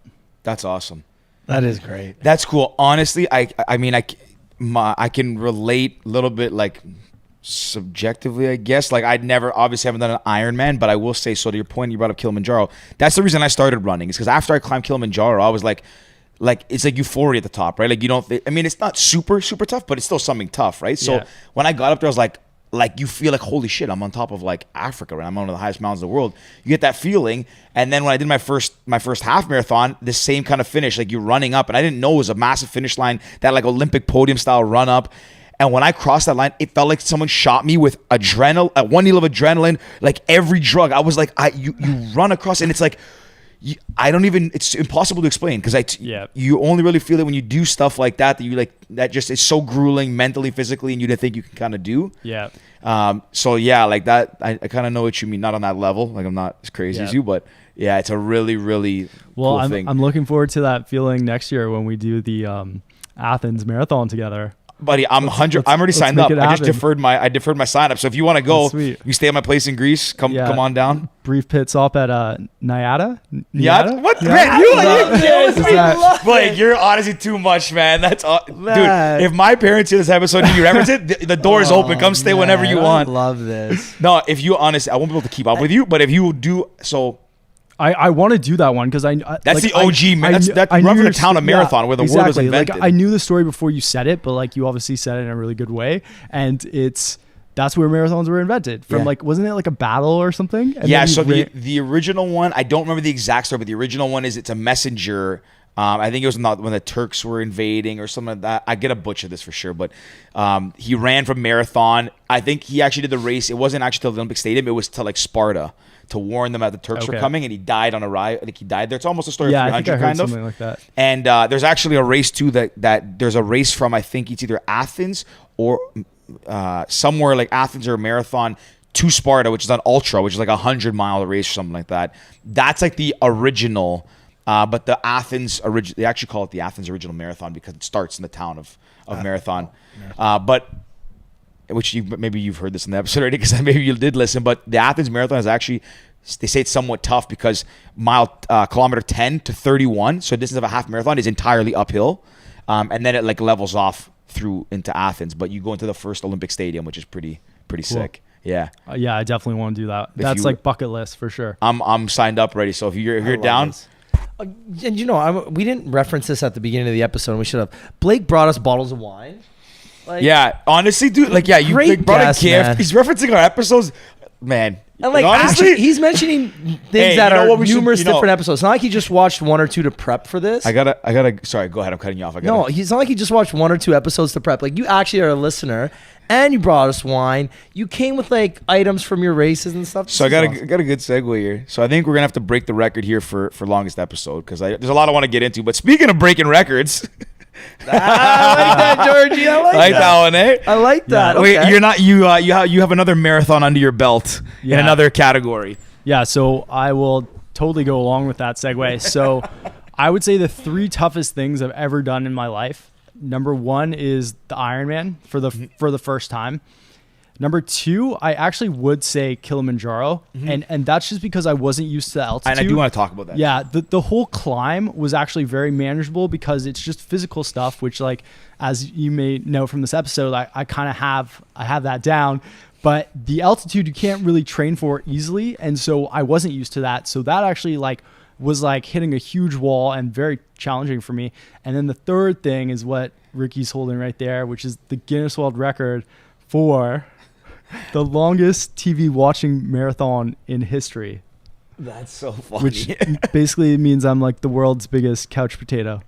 Maybe even ironic world record to win. Who knows? That's what I'm saying. Did you do it because you wanted to get just because of the idea of a marathon, or just what inspired you to do this one? So I was actually thinking about this, and I was So like, cool. Wow, this is the biggest digression ever, but I feel like it's necessary. So when I was in grade 3 or grade 4, we had a Guinness World Record book at the back of the classroom, and it was I had to look this up. It was from 1999 because we always used to sneak to the back of the classroom to look at this one page, which was the most downloaded woman on the internet, Cindy. I looked this up again, Cindy Margulis, something like that. And so we're in grade 3. We're not even really into women yet, but we'd go to the back, we'd see the guy with the longest fingernails in the world or whatever, and we'd be like, oh my god, let's turn to this page, and we look at it and giggle and all that sort of stuff. And that set into motion that hey, I need to be in this book, right beside Cindy in this book. And so it's definitely been on my bucket list to do it somehow. And then basically how it happened was we get this email from this kind of casting recruiter or something like that, and he's like, hey, I'm working with Bell Media to kind of cast 6 people for this idea. And then he pitches me on it in the email. He's I remember this now. How much do you like TV? How much are you competitive? do you also like winning $5,000? Like, it was literally the worst sales pitch ever. And both my twin Koi and I got it. And we look at we're actually not together at the moment, but we call each other and we're like, so is this spam? Are you taking this seriously? He's like, man, I think we're getting punked. Like, where's Ashton? Ashton, come out. Where are you? And eventually we get on a Skype call and it turns out that it's for real. So I'm like, okay, well, I'm doing it. I need to be in the book. Koi's at med school at the time, so he's like, I can't take time off. So they asked me if I know any friends. So I instantly think of 2 friends. And like, I have a lot of friends who are crazy, but for some reason, just these 2 friends stood out to me. One was Cam Healy, the other was Jamie Koffler. So I called them up. Unfortunately, Jamie said no, but Cam Healy said yes. And so it was him and I and 4 others. And it was sponsored by Bell Media for the unveiling of Crave TV, which meant we were in a glass box on Queen Street West for 4 days, from Monday to Friday, I believe, watching TV for 91 hours to kind of get the Guinness World Record. And that was like a PR stunt for them to unveil this new product. Holy. So, wait, how did you go to the bathroom? That's what I was literally just going to ask. Yeah. So for timed events, every hour you get 5 minutes. It's written into the rules. Like, they sent us a document of like Guinness World Records, like how to do things, guidelines, whatever. And every hour you get 5 minutes to go to the bathroom. And then they say this in the rules. But if you don't go to the bathroom, you can bank up those 5 minutes. So if you don't go to the bathroom for 12 hours, you get an hour. And so that's what we did. But I was like super eager at the time, and I wanted the best chance of success. So I read all these books on sleeping and like different ways to do it. And I came across polyphasic sleep, which is like, poly just means many, and it just means sleeping many times a day. Whereas like what we do is we do monophasic sleep, which is just sleeping once a day. And then biphasic is like twice. So it's like where fiestas come into all this and stuff. So I was reading about it, and I think the Uberman sleep cycle kind of was like squeezed in there somewhere. And essentially it is every 4 hours you sleep for 20 minutes. And there's crazy people out there that do that. Like every 4 hours, nap for 20 minutes. And I think that adds up to like a couple hours a day. So technically you'd be living like a way more efficient lifestyle because you have more hours in your day or whatever. And so I was like, guys, I know we could just go for like hours without going to the bathroom, and then we could take one hour nap, and this would be great. But I'm like, I'm really convinced that we should do the Uberman sleep cycle of every 4 hours, nap for 20 minutes. And 4 people got the Guinness World Record and did it that way, and 2 people didn't. And they were the people that banked up so much time, went to sleep for an hour, but they were so tired and so out of it, they couldn't get back into the zone. At least from my perspective, that's how I viewed it. So that was kind of how we went to the bathroom, and then also like strategically got through the whole thing. So you did this, you slept in intervals of 20 minutes, like you'd bank at 4 hours, you'd bank your 5 minutes, or 5 minutes per hour, and then sleep 20 minutes? Yeah, so I think I didn't go to the bathroom for 12 hours to bank up that hour.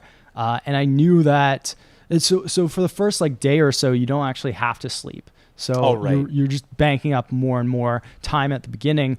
But then they're really strict on how much time you have.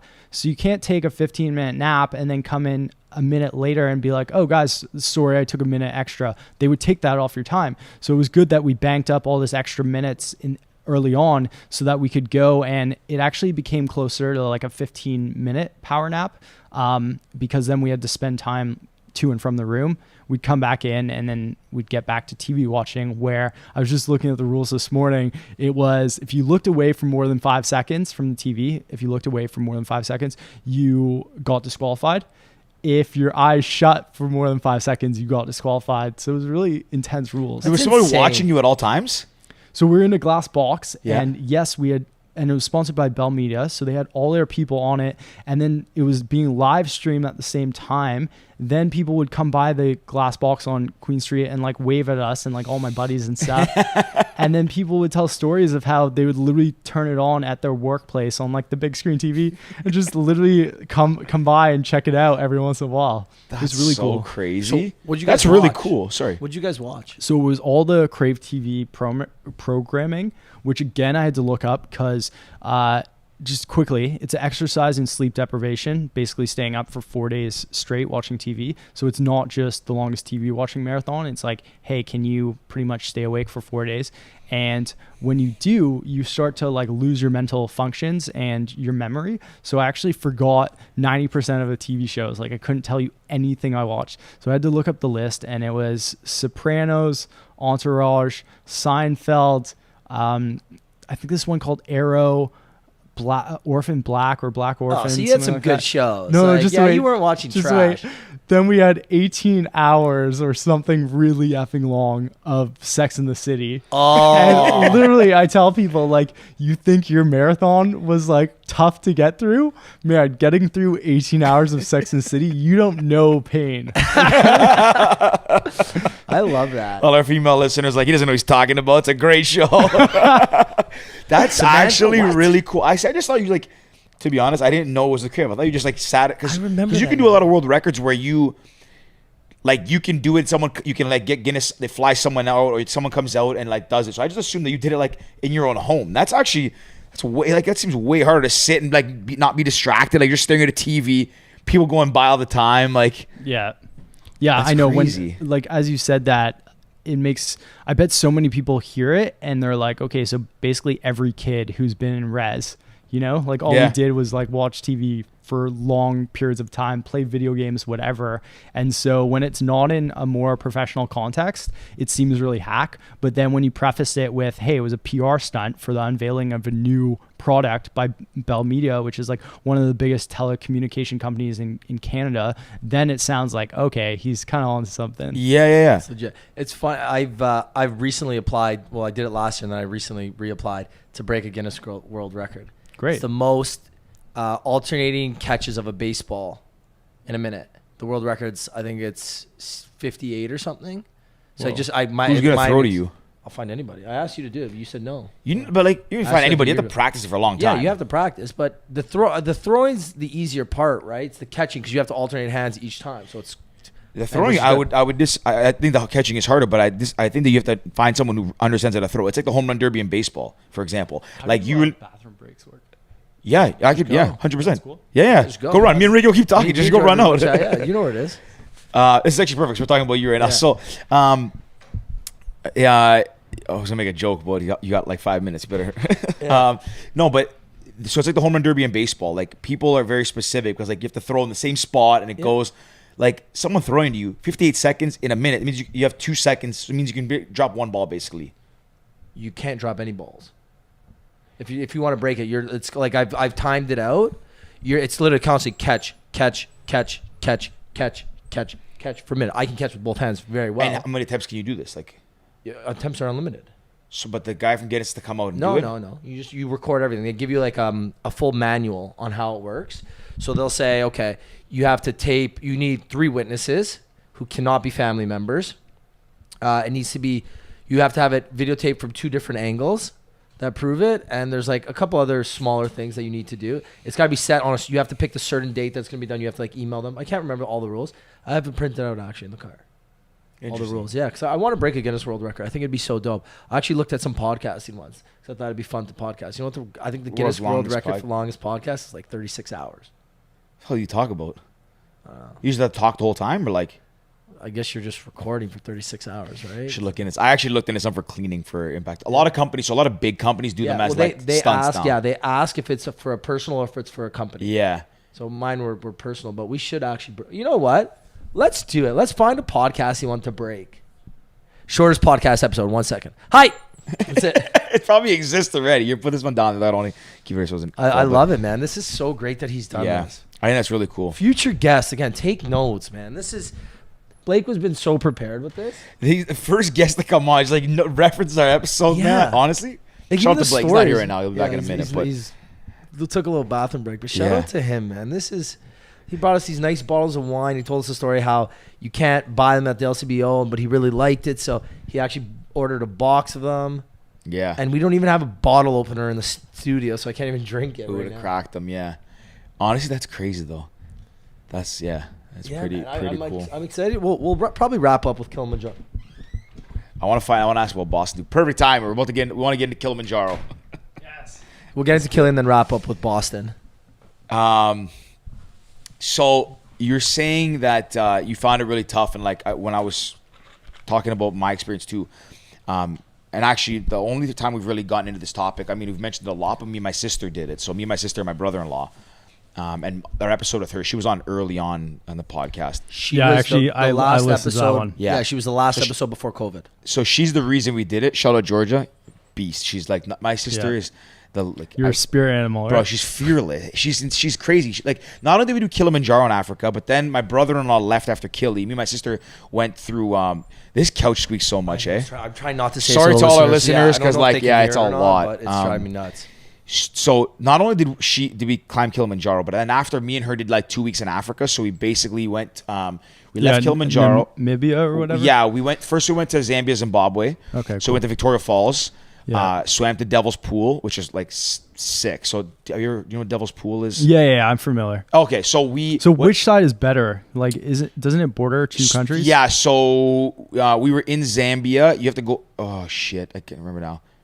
And then there's Angel Pool, Angel Pool and Devil. Devil's Pool. So technically we didn't do Devil's Pool. We did Angel's Pool because we were there the last day that's legally allowed to go because Yeah. the water level gets so high that they don't allow it anymore. So Yeah. it was literally just me, my sister, and the guide. Usually it's like groups of 10 all day. No one was there but us. So we were literally sitting on the edge of this waterfall.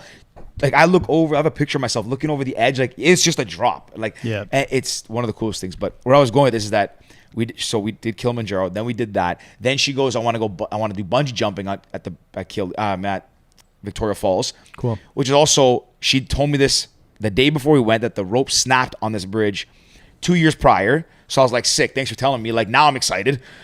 So I went first because I'm like, if something happens to my sister, my dad will kill me anyways. Got to go first. So we did that. Then we went to Namibia, and she went skydiving in Namibia on this like shoddy plane. Like, anyways, that was all in a span of like 5 days maybe. Like she's crazy. Yeah. But jumping back to Kilimanjaro is that she's the reason we did it. Probably the main reason we succeeded because to your What point. route did you do? We did Lemosho. Is that?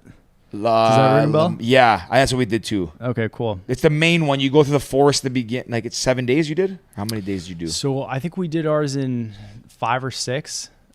We did ours a day faster than the Okay, so 6. because we were just with like a powerhouse group. How many did you do it as a tour company, a guide? Like how did Same tour company.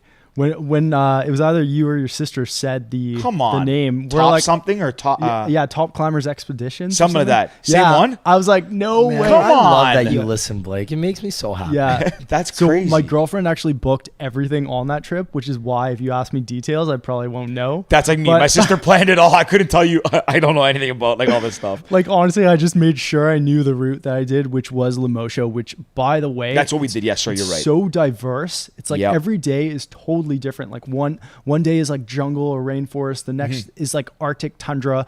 The next day, like I swear there was like palm trees sprouting out of like mountains. And I was like, this is the most surreal landscape I've ever seen. Is that with the palm trees you're talking about? That's the day where you climb up the wall. Yeah, yeah. I exactly, remember that. I was like, exactly. this is so bizarre. I didn't expect it to be the way it was. I didn't train, even though I do like mountaineering. I find it fascinating. I've read quite a few books on like the topic of various mountains. I thought Kili was just gonna be like it's a giant rock mountain. But even the first day, you hike for like 8-9 hours, and you're going through like rainforest, and it's hot, and it's like it's really weird. And then it starts to get like more desolate, I guess. Yeah. Honestly, I thought it was really cool. I think I'd be easier doing it now. When did you do it? Yeah, Kili? so when we were listening to your episode, we were so confused about when you went Yeah. because we went in February, which is like the peak time to do it. Okay. I'm pretty sure it's like dry season or like not cold. Yeah. And there's no snow anywhere or rain even. It's like so prime. We're listening to your story. I'm pretty sure you were talking about like rain and like walking on snow. Yeah. Yeah, we passed a glacier, but it was like way over.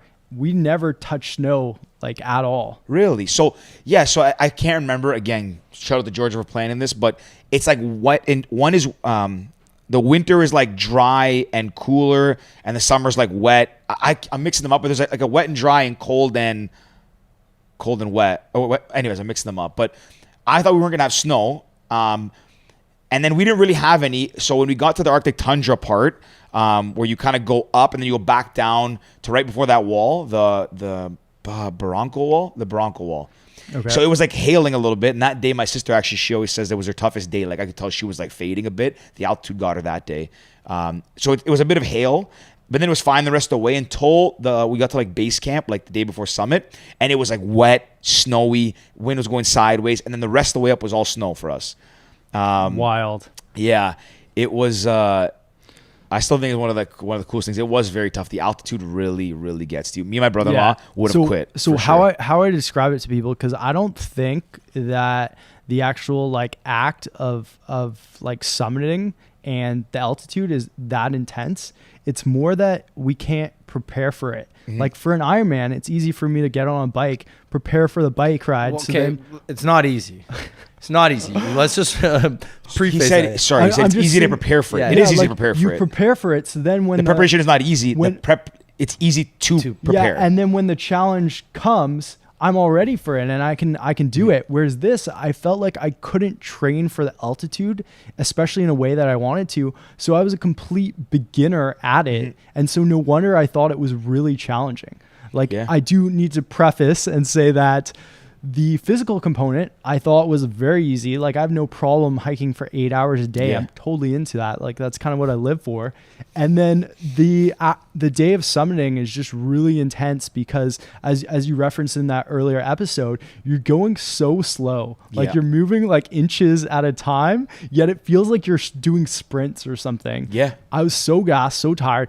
But what I was super pumped about is I had my day pack on because they make you climb with one. And a lot of people gave their day pack to the porters. Yeah, I definitely did. I didn't. I actually kept my bag, and I was just super pumped that I like felt like I did it all on my own, even though they do everything to help you get to the top.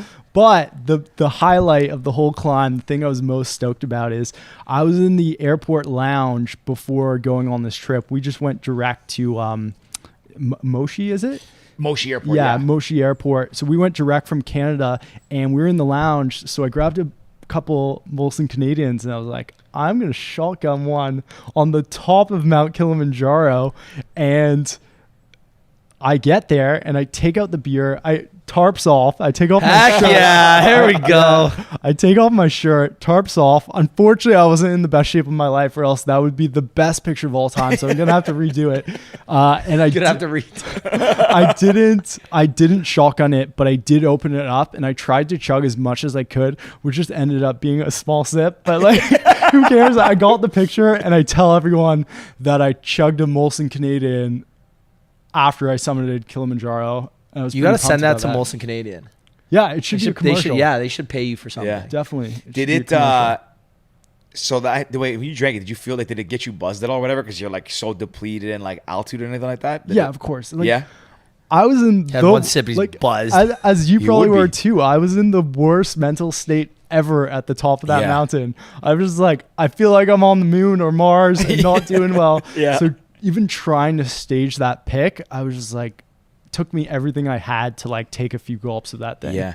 It's you know what? It is really cool. Like it's funny because when you're doing stuff like that, like me and my sister were joking, like when we were up into the top coming down, we're like, we are never doing this again. Like it feels good, but you're just like, you're dying. It's grueling, right? I'm sure like maybe not for you, but like even when I did like my marathon, as soon as it's kind of over and you move past it, you really kind of block out the bad. Like I still remember how shit I felt climbing up. But if someone said, would you do it again? Like I'd go tomorrow. Yeah. Because like it's a really cool feeling, and when you're doing it, you like it is like it's long, and that last day, the 8 hours up is terrible. But it's just satisfying feeling you're up there, and even though like your brain's half functioning because you're above altitude and all that stuff, like when you take it, and I can still remember what it looks like standing up there. Like it's very, very cool, very surreal feeling. Yeah. Yeah, I thought it was one of the coolest, and I'm very happy that my sister called us all those names and made us go up to the top. But yeah, that last day, the 8 hours is very, very tough. Yeah, about doing it again. I don't think I'll do the exact mountain again, but it definitely got me into the 7 summits. Yeah. And Aconcagua. Yeah, Aconcagua in Argentina. It's like that is on my radar. That's my next one I want to do. Yeah. And especially like I looked into it, I'm pretty sure it's the same thing. Like not a lot of technical climbing. It's just higher. Like what is it? 23,000 feet? Yeah, it's really high. It's compared to Kili is 19 or 18. Kili's 19. So I it's only a lot know the more. feet. I don't know the meters. But then Kili's Aconcagua 5,900 meters. Kili's Okay. 5,900, and Aconcagua is like 6,000 something. So you do get kind of close. Okay, Not the cool. death zone, but kind of closer. Yeah. And then Everest is 29,000 Yes. feet. Okay. So Aconcagua was the next one I wanted to do. I was actually planning like, because the only continent I haven't gone to is South America, and I figured like I want to do Patagonia and Of course. Aconcagua. Batch So it. that's probably the next one. I was hoping to do it this February actually, because February is good climbing season, Yeah. but probably not going to happen now. Yeah. Because my plan was to do that and then Mount Elbrus in Europe. Russia. Yeah, Russia. They very say it's cool. a good time to go. It's like July. Yeah. Which is like perfect. Be in Europe in the summer, so climb that one and then just kind of hang out there. But I do want to do all of them. I don't know if I'll ever like get to like Everest or all those big ones, but it is something that's That'd be definitely crazy. on my list. What's cool with Mount Elbrus, I just recently read this in a book. But there's this thing called the White Nights where the sun doesn't go down in Russia. So if you're in St. Petersburg, maybe in Moscow, I don't know. I think it was talking about St. Petersburg, but the sun doesn't go down, I think, end of June. So it's like literally like constant light, and they throw all these parties and like festivals, or not festivals, but like operas and whatever they do in Russia. That's kind of like a social scene. Operas. And I'm like, wow, doing that and then pairing it with climbing Elbrus would be the move. Yeah. Maybe even hopping on the train and doing the Trans-Siberian or Mongolian. Yeah, that would be really cool. Blake, I love you, buddy. I love you. Just Love you everything too, about man. you. I love you. That's I don't know if you've like if you're into mountaineering, a really good book I read recently at the beginning of COVID by Peter Zuckerman called Buried in the Sky. I think it's about the deadliest day on K2. Really good book. You should So check it out. I'm not into mountaineering, but I want to be. And just the Okay. other day, I was like writing down my like not my credentials, but I was like, okay, marathon runner, like Ironman, whatever. And I wanted to write like mountain climber or mountaineer, but then in brackets I wrote Kilimanjaro, and I was like, honestly, that's like not enough Yeah. to define me as a mountain climber. So that's why I need to get a couple others on my Yeah. list, so then I can be like, hey, I love it, man. I want to do the one that's the easiest probably to do, which is what's the one in I'm gonna count Mount St. Washington? Louis. No, Mount Rainier. That's what I'm gonna climb. Mount Rainier in Washington. Mount St. Louis. Mount Rainier in Washington is one that a lot of people do in the States. There's also we met a guy. Actually, have we told the story about the guy we met on the plane? I think we have, but tell it. So we were flying to Scottsdale for Ricky's brother's bachelor party, and I was reading Buried in the Sky, I think, or no. Anyways, I was reading, I think one of them, or a friend of mine was reading Into Thin Air or something. Anyways, I'm sitting next to John and just talking, and something about mountaineering came up, and I was talking to like his Rob, whatever. We were talking about climbing, and then I was like, oh yeah, I'm really sorry. He was reading Into Thin Air, and I was talking about like why I like mountaineering and like how I read the book and I really liked it. So we started getting into like how we think Everest is cool and just talking about it. I kind of peeked behind me and I see this guy on his laptop scrolling through pictures, and I was like, they look like mountains. And I look over, and I was like, okay, cool. Keep talking. I look back. He's just another one. I was like, I'm like, is that Everest? He's like, yeah. I was like, is that you? He's like, yeah. So this guy actually climbed Everest, and we started shooting the shit, and his name, he's like, I'm Alan Mallory, and I was like, that name sounds so familiar. And he starts talking about how he's the first. So he climbed Everest with his sister and his dad. They have the world record for the first family, I think, to summit Everest together. But anyways, I kept asking him, like, your name Mallory. I'm like, why does that sound familiar? And he goes, I'm related to George Mallory. George Mallory is said to be, so the first person ever to summit Mount Everest is Edmund Hillary and Tenzing Norgay. Tenzing Norgay was a Sherpa. Edmund Hillary, they named the Hillary Step after him because that's like the last peak to get over. Cool. George Mallory was rumored to be the first guy ever, like 10 years before or something, or 20 years before, but he died on his descent, so there's no proof that he actually made it to the top. People believe he did because of the timelines, but they've never found his body or his camera. So this guy is, I guess, is like a grandson of his. So he was telling us a story and how they're still trying to find his body, and there's been searches and all this stuff, and they still can't find it. Anyways, this guy was really fascinating. Just happened to connect on a flight, and we've actually tried to get him on. I think we will at some point, but anyways, I don't know. That's where we're going with unreal. that story, but that was a really happenstance story, just like meeting him on a plane, and like, so that's where I was going with this too. And he's also climbed Denali in Alaska, and he said that like even though Everest is the hardest, he said Denali's kind of sketchy. Yeah, because that's like technical and cold. Like, and you're climbing across glaciers that there's like holes underneath that you can't see because the snow covers them. So you have to basically tie off to people the whole time as you're walking, and a lot of times you'll just fall into a crevice, and you have to like do a fall arrest. So like someone's got to stop you. So if you're not paying attention to the person in front of you while you're climbing, like someone's life's in your hands. Anyways, he told us all these stories that were crazy, and it just really like fired me up to go climb more mountains. So like that's kind of the next on the list. I want to be a mountaineer. Yeah. Quote unquote. Yeah, I think that's important. Yeah. I'm gonna stay put on the flat ground. Rick's more like, let's just go to Ibiza and. Yeah. No, I'm down to do like triathlons, Ironmans, stuff like that. But climbing a mountain, Kilimanjaro or something, one of those, I would be down to do one of the easy ones, or not easy. One of the easier, the easier, the big ones. I'd be down to do, but like a crazy one, like I don't know, K2 or Everest, like no. K2 is next level. You got to be a real mountain. Like you can't. I have no interest in doing that. Like so, 2 weeks. So just quickly. 2 weeks. You know how long Everest takes? No. Everest is like a 2-month trip. Really? Yeah, I think 6 weeks or 6 to 8 weeks. I think Everest. That's I don't know if you know. Anyways, I actually don't know the time frame, but I do know it's long. Yeah, K2 as well. So you got to like you acclimatize 7 days going up Kili. Everest, you'll spend 1 day going to Camp 1, back to base for a week. Camp 2, back to base. Camp 2 again, back to base. Camp 3, back to base. Camp 3, and then Camp 4, and then down, and then Camp 4 to summit. So you're doing you're basically running the same route over and over and over just to acclimatize.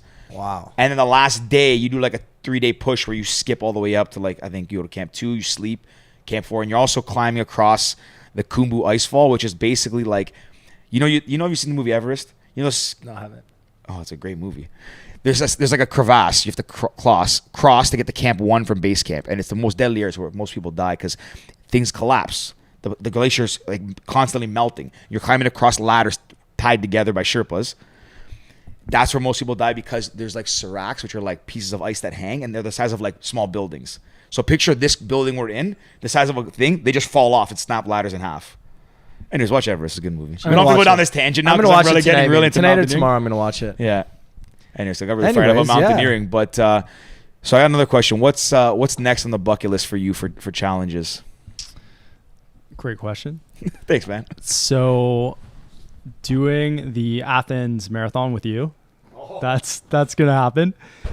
Buddy, you're talking my language now, but you gotta run a little slow for me. I think number 2, I'm just gonna list like a few things that come to mind. I think the Great Wall of China Marathon. So it's not actually, I don't think it's official from what I've like quickly done research on. I think it's more an adventure group that's like, hey, we run a marathon on the Great Wall, but still, like, I don't think that takes away from how unreal that would be. So I want to do that. Then when you get into marathon running, you realize that there's 6 marathons that everyone needs to run, or like they're world marathon majors. So they kind of get on your bucket list. So there's Berlin, London, Tokyo, and then Chicago, New York, Boston. And so I've actually only done Chicago, even though I've qualified for Boston and New York. So then I need to do the rest of them, those 3 global ones. So those are really high up on the list. But then my all-time favorite thing, like in my mind, that's a challenge, and it's a bike ride. It's not a race or anything, but it's like my all-time focus. I've been wanting to do it for the last 5 years. I want to do a bike ride from the northeast of Scotland to the southwest of Scotland, and basically stop at all the Scotch distilleries on the way.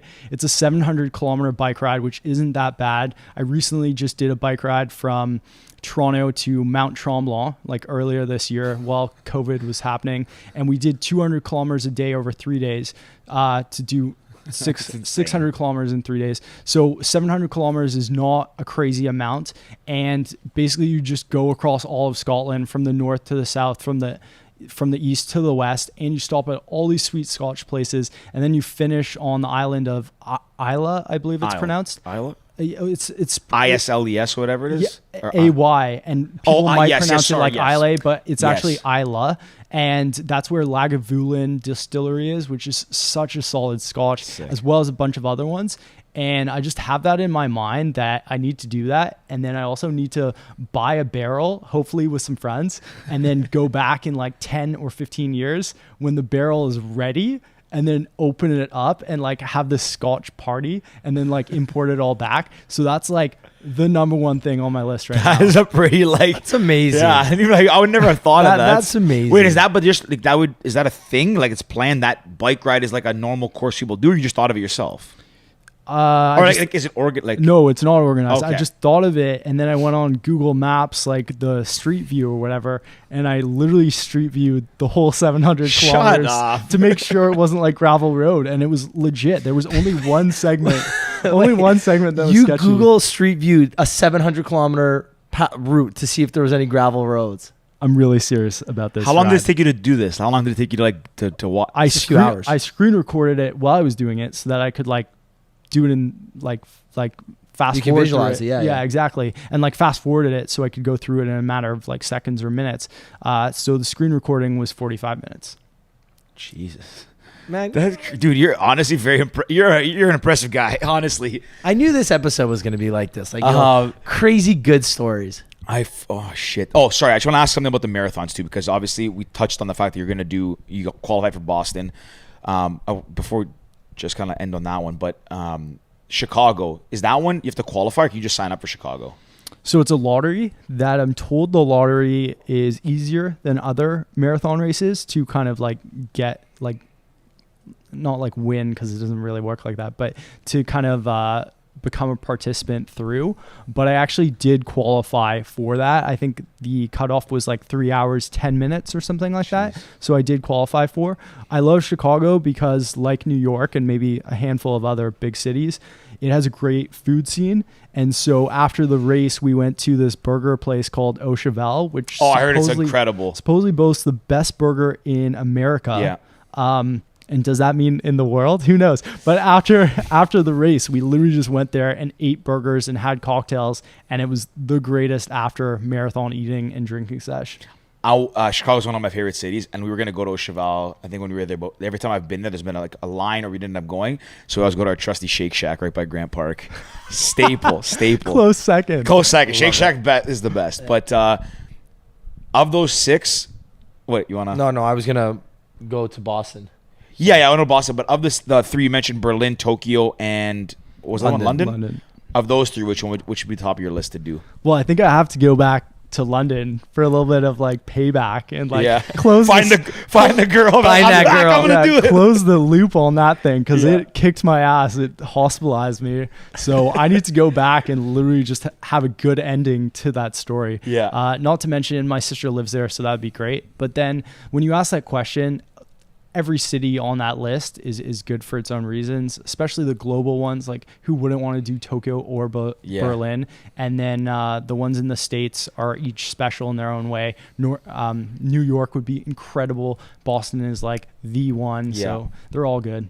And then on that note with Boston, that's kind of Let's wrap it up with that. Yeah. Tell us about the Boston Marathon. Obviously, it's a little bit different this year given the circumstances, but tell us. Yeah, so this one was a very interesting one, which I feel like you guys would like because I know you're really family oriented. Like you have your moms and your brothers on the show and sister.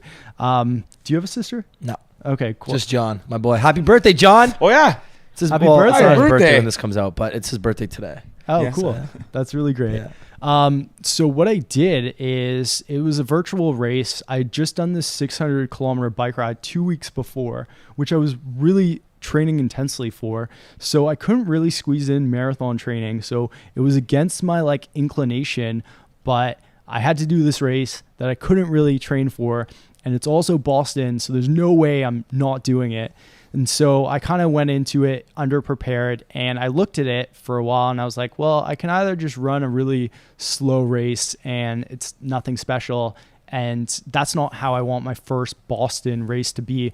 So I kind of pitched my family, my girlfriend, my two parents on, hey, what happens if we run from the west gate of Algonquin Park to the east gate of Algonquin Park? Pretty much run all of Algonquin Park. And you guys will be in the car. You'll set up drink stations like every 5 kilometers, and I'll just run the race, and then I'll see you guys, and then we'll like hang out at the drink stations, and then we'll just do that for the full 42 kilometers.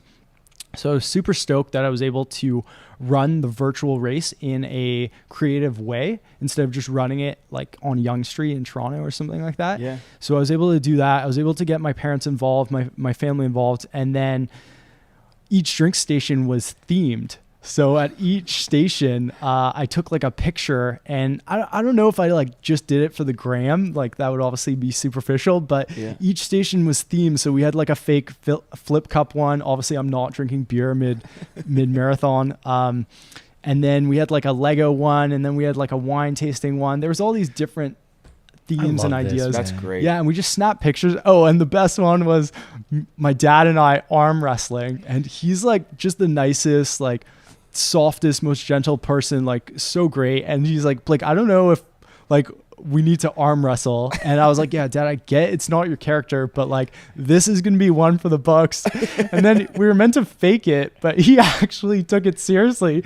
He literally like ripped my arm to the table. I'm like, okay, great. But we got the best picture out of it ever. So overall, it was just a really great race. I totally did poorly when it comes to time. I did like 4 hours, 15 minutes, which I think Terrible. I think Terrible. Like, He's stopping an arm terrible. wrestling, and he still runs faster than if I tried my absolute hardest. let's just compare personal standards here. I'm not I saying know, anything I know. against No, you. No, I I know get what you it, I mean. get That's it. funny, though. I think it was my second slowest marathon, but I had a blast doing it. It was creative. You got And your then family involved yeah. too, man. That's all those pictures too. I'm gonna definitely Yeah. like frame them or do something. It's a really cool idea too. Like I would never have thought like to go up to Algonquin and run through that. It's really, really cool.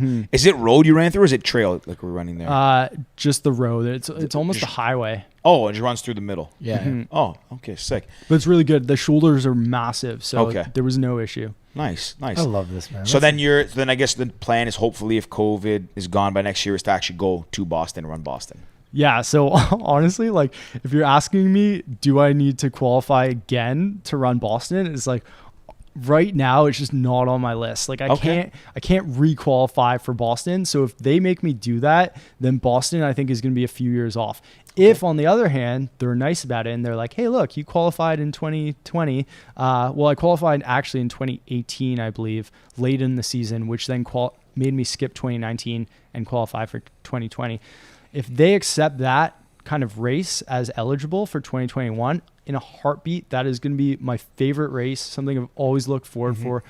Like I've heard the energy is just so unreal. So I am totally stoked to do that. But they've already sent out an email, I believe, that said, hey, we're not doing it in the traditional April timeframe. It's already moved to fall of 2021. So like we have no idea what's going to happen. Yeah.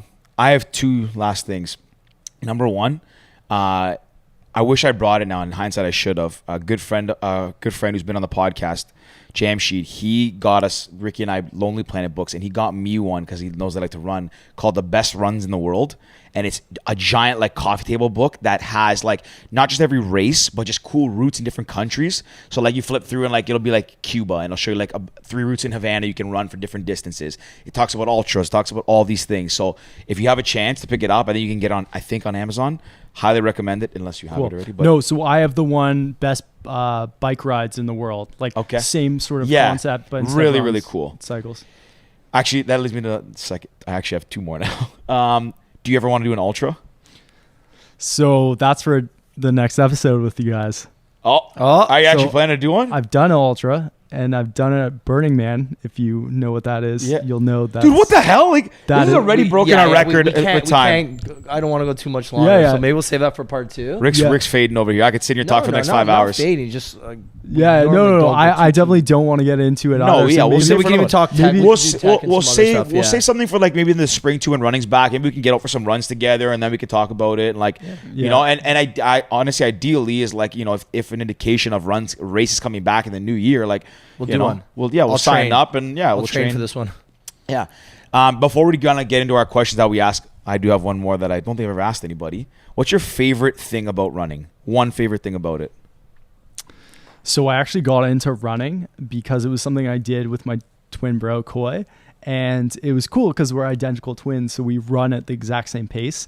Like, side note, it's really hard to find a run buddy that's exactly the same as you, and sometimes like they're going at too fast pace or too slow pace, and then that kind of breaks down the chemistry. But we run at the exact same speed and pace, and so we basically go on these runs as twins, and we just talk, we just like hang out and just like have amazing conversations. And like sometimes they were about good things, sometimes they were about bad things, but either way they were just such great bonding. And then at the end we'd finish at like an Italian restaurant or like an Asian restaurant, and then even when we were younger we'd like finish and like have a bunch of beers, and like if anything in our early 20s that was like a productive Saturday. And so at the end of the day, like that's what really got me into the sport, was just something to do with koi, and so that's what I kind of love. But if I'm running by myself or not with koi, it would be that I find that in the same way that Ricky says the gym is like his sanctuary,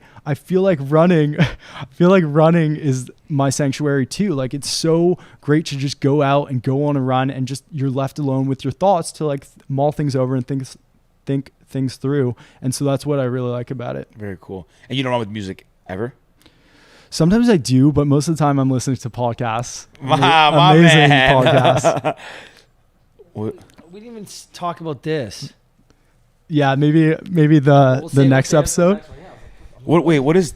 It's That's if you were gonna ask me for let's quickly get into this because this looks cool. So the Lobsterman Triathlon, third place. If you were gonna let me say what some of the best races I've done are, like my favorite triathlon, then that would be one of them, and that's called the Lobsterman Triathlon, and it happens in Maine. It's on the coast in the States, and basically you finish with a lobster bake, and there's full out like amazing seafood and amazing lobster. You pay like $30 for it, unlimited beers. Not even that's like a small thing on the list, but you're just eating this lobster, and I have a lobster bib on, and like all the butter's like all over my arms and stuff, and they're like, Blake Cronyn, and I'm like, what? Like, why are they saying my name? And turns out randomly I podium finished for my age group 3rd place, and I like literally run up there because they had been saying my name for a while, and people are like, you're bib, so I rip it off right before getting on stage.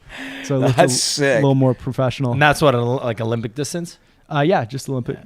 Just just Olympic distance. Man, honestly, dude, you've done some cool shit. It fires me up. Like I want to go for a run. I was thinking. So 2 things I just realized now. One, I've saying lobster. I'm starving, so I'm gonna get some food. But I'm actually going for a run today. Not a bad day. I'll go break in my alpha flies and see if I can beat one of your times, even if it's for 100 meters. Yeah. Honestly, this is great. Blake, thank you. I was hoping to touch 2 hours, to be honest. I knew this was going to be a long one. 2 hours anyways, but with the intro and the last 2 questions, we'll touch 2 hours. Yeah, I was really hoping. Honestly, I was coming to this one. I was like, endurance athlete. We're going to make this one go long. And we probably could have gone another hour easily. Oh, easily. Well, it's been a lot of fun, man. Yeah, honestly. I've really enjoyed it. We'll get you back on for another 100%. And you know what? I'm glad we got to do this because you are phenomenal. Obviously, you've listened to the questions before. You've listened to the episode, so I don't even need to give the spiel. I'll just get into it. If there was a movie about your life, who would you want to star as you? Yeah, so I spend so much time training that I don't actually watch a ton of TV minus the 91 hours. Yeah, minus that, which is an ironic world record to win, in my opinion. And I had to fake it. But honestly, even though I've heard this question on the podcast, I would say for me, it doesn't really appeal to me or relate to me as much because I don't watch tons of TV. Hence, I don't look at a specific actor and be like, oh my God, this person just is me or whatever. But if I did have to answer that question, I would say 2 people. And the first one is my Bond fan inside me is just Daniel Craig playing you. Oh, I like that. No one's given Daniel Craig that before. Would be the greatest thing ever. If he was me, let's just say we took a segment out of my life, a Muskoka May 24 weekend, and Daniel Craig played me, and he's Cronyn, Blake Cronyn. Come on, that would be the best ever. That would be. But that is whatever. It's it's Bond. I bet a lot of guys would believe that too, or want that same character. I think the second guy that I really actually relate to and kind of have affinity for is Ryan Reynolds. That's what I was thinking for you, man. As Van Wilder. Okay. Best character in film, in my opinion. And that's why I would want him. I have that DVD. That's so funny. That reminds me a lot of like Western and like university days and everything. That was a good movie. Yeah. Really funny. So good. And Ryan Reynolds is also a beauty. He's honestly so underratedly funny, especially like in Deadpool. Oh, it's so funny. Yeah. Killer. Do you know, side note, Deadpool got shut down like twice. Before, like he pitched it to, I guess to whatever, Warner, whatever, one of those big movie producers, and they shut it down twice. And then it turns out to be the highest grossing X-rated movie of all times. Because it's X-rated, yeah. Wow. So he's like laughing at them because I think it beat. Ryan Reynolds pitched it though? Yeah, Deadpool's his. He owns it? No, he didn't own it, but it was his idea to do a Deadpool movie. Oh, really? Yeah, it was I Ryan did not Reynolds. know that. It's like his idea. So, because he played Deadpool and Wolverine. Yes, and then it kind of like... And that was like, it was a kind of like, it wasn't good. Yeah, but and then it Deadpool kinda is in phased it out. in the X-Men universe. Yeah. So he pitched it. It got shut down. Pitched it again, got shut down. Pitched it. Someone said yes. And it turned out to be the highest grossing X-rated movie of all times. And fun fact, I think it actually beat one of the X-Men movies that came out like a similar time. He also made a shitload on his tequila company. Yeah, but if you look He's at a his beauty. tweets, because Yeah. like I remember gotta seeing get an him on article here. about his tweets. Oh, I would love Ryan to Reynolds. Ryan Reynolds.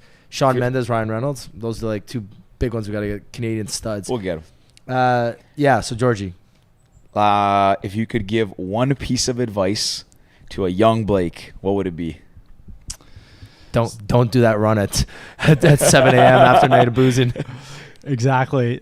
So I think two things that I'm doing that worked really well for me, and I never really kind of looked at it that way, was racing is really important, not just in like, hey, I'm going to go out and run and like get physically fit, but it actually is so much more beneficial. And for me, it had a huge impact on my self-confidence and my self-worth. And I feel like I'm a little bit of a self-deprecating individual, aka like I listen to that negative self-talk a little bit more than I listen to the positive self-talk. And I felt like it took running, where you're constantly setting a goal and then achieving it, and then making more intense goals and then achieving that, and then starting to place and like do really well, for me to like shut up that voice in my mind that was like, hey, you can't do it, like the negative self-talk. And it literally changed me as an individual, where I just became so much more confident, so much more sure of myself, and more comfortable with my identity, which I've never had a problem with per se, but it feels so good now. And it's because of running and because of that kind of development. Then the second thing that I did that's so random, and a lot of people are going to be like, what? Like, what's he talking about? But I signed up for this thing called Toastmasters, which is a public speaking class. You literally, or a club, it's public speaking club. And you literally just go to the front of a room and you give speeches. And I've given like 15 over 2 years that I've been a member. But what happened was, you get to the front of the room, and at first you're so nervous and you're like, oh my God, I have no idea what to say. And your speech isn't even that well written, but it literally just started getting me over that fear of speaking in front of people. And again, it kind of comboed with the whole race mentality of it built up my self-worth and my self-confidence, where I just started feeling more kind of capable, competent, deserving, like in my own mind. And so those are two things that I would definitely pass down to my younger self. Hey, these are two things that are working for me. Do more of them, start at a younger age, all that sort of stuff. I love the first one specifically. I really love, because it's so true. Like doing those races and starting to run and shutting up that negative energy in your mind, that it's easy for us to focus on that, right? Like I think as humans, the negatives will always, when you're thinking about bad things or you're in a bad place, the negatives always outweigh the positives. You're thinking, oh, how the hell can I do this? That voice, that devil on your shoulder, whatever. So the fact that you mentioned that is so true, because when you set those little goals and you keep accomplishing those goals little by little, and you keep racing, doing better than placing, yada, yada, yada, it makes a huge difference. And then that negative voice almost turns into nothing, and you're just filled with positive energy and, fucking good vibes. Yeah, GVO, baby. I actually, funny enough, I'll echo on the other side of that, because the Toastmaster advice, I've actually, a lot of people, a few people I know have done it. And funny enough, or like oddly enough, for someone who likes to talk as much as I do, I used to have a terrifying fear of public speaking. I actually took speech 201 at Western So did I. in second year, and like I would go up and speak. I speak naturally fast, even when I'm talking. I just get excited, and I just have to like spiral, and sometimes I'm like not as articulate.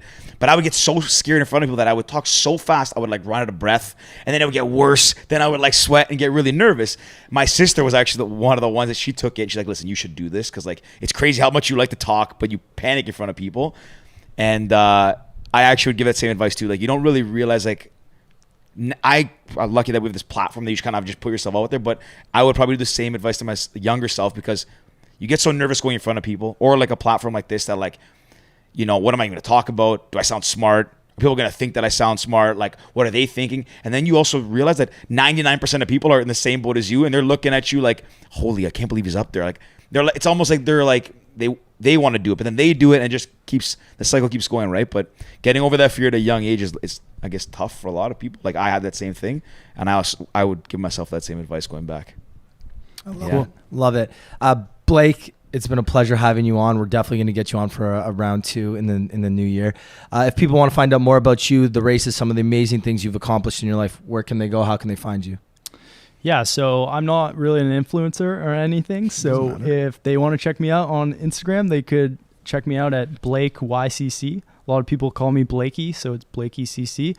And then you could just shoot me an email. That's probably more my style, and that's blake@allonecity.com. Love it.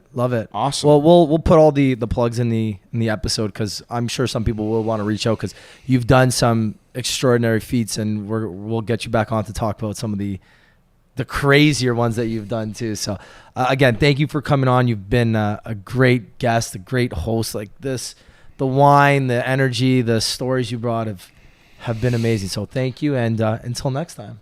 Yeah, can't wait. All right, cheers, guys. Peace.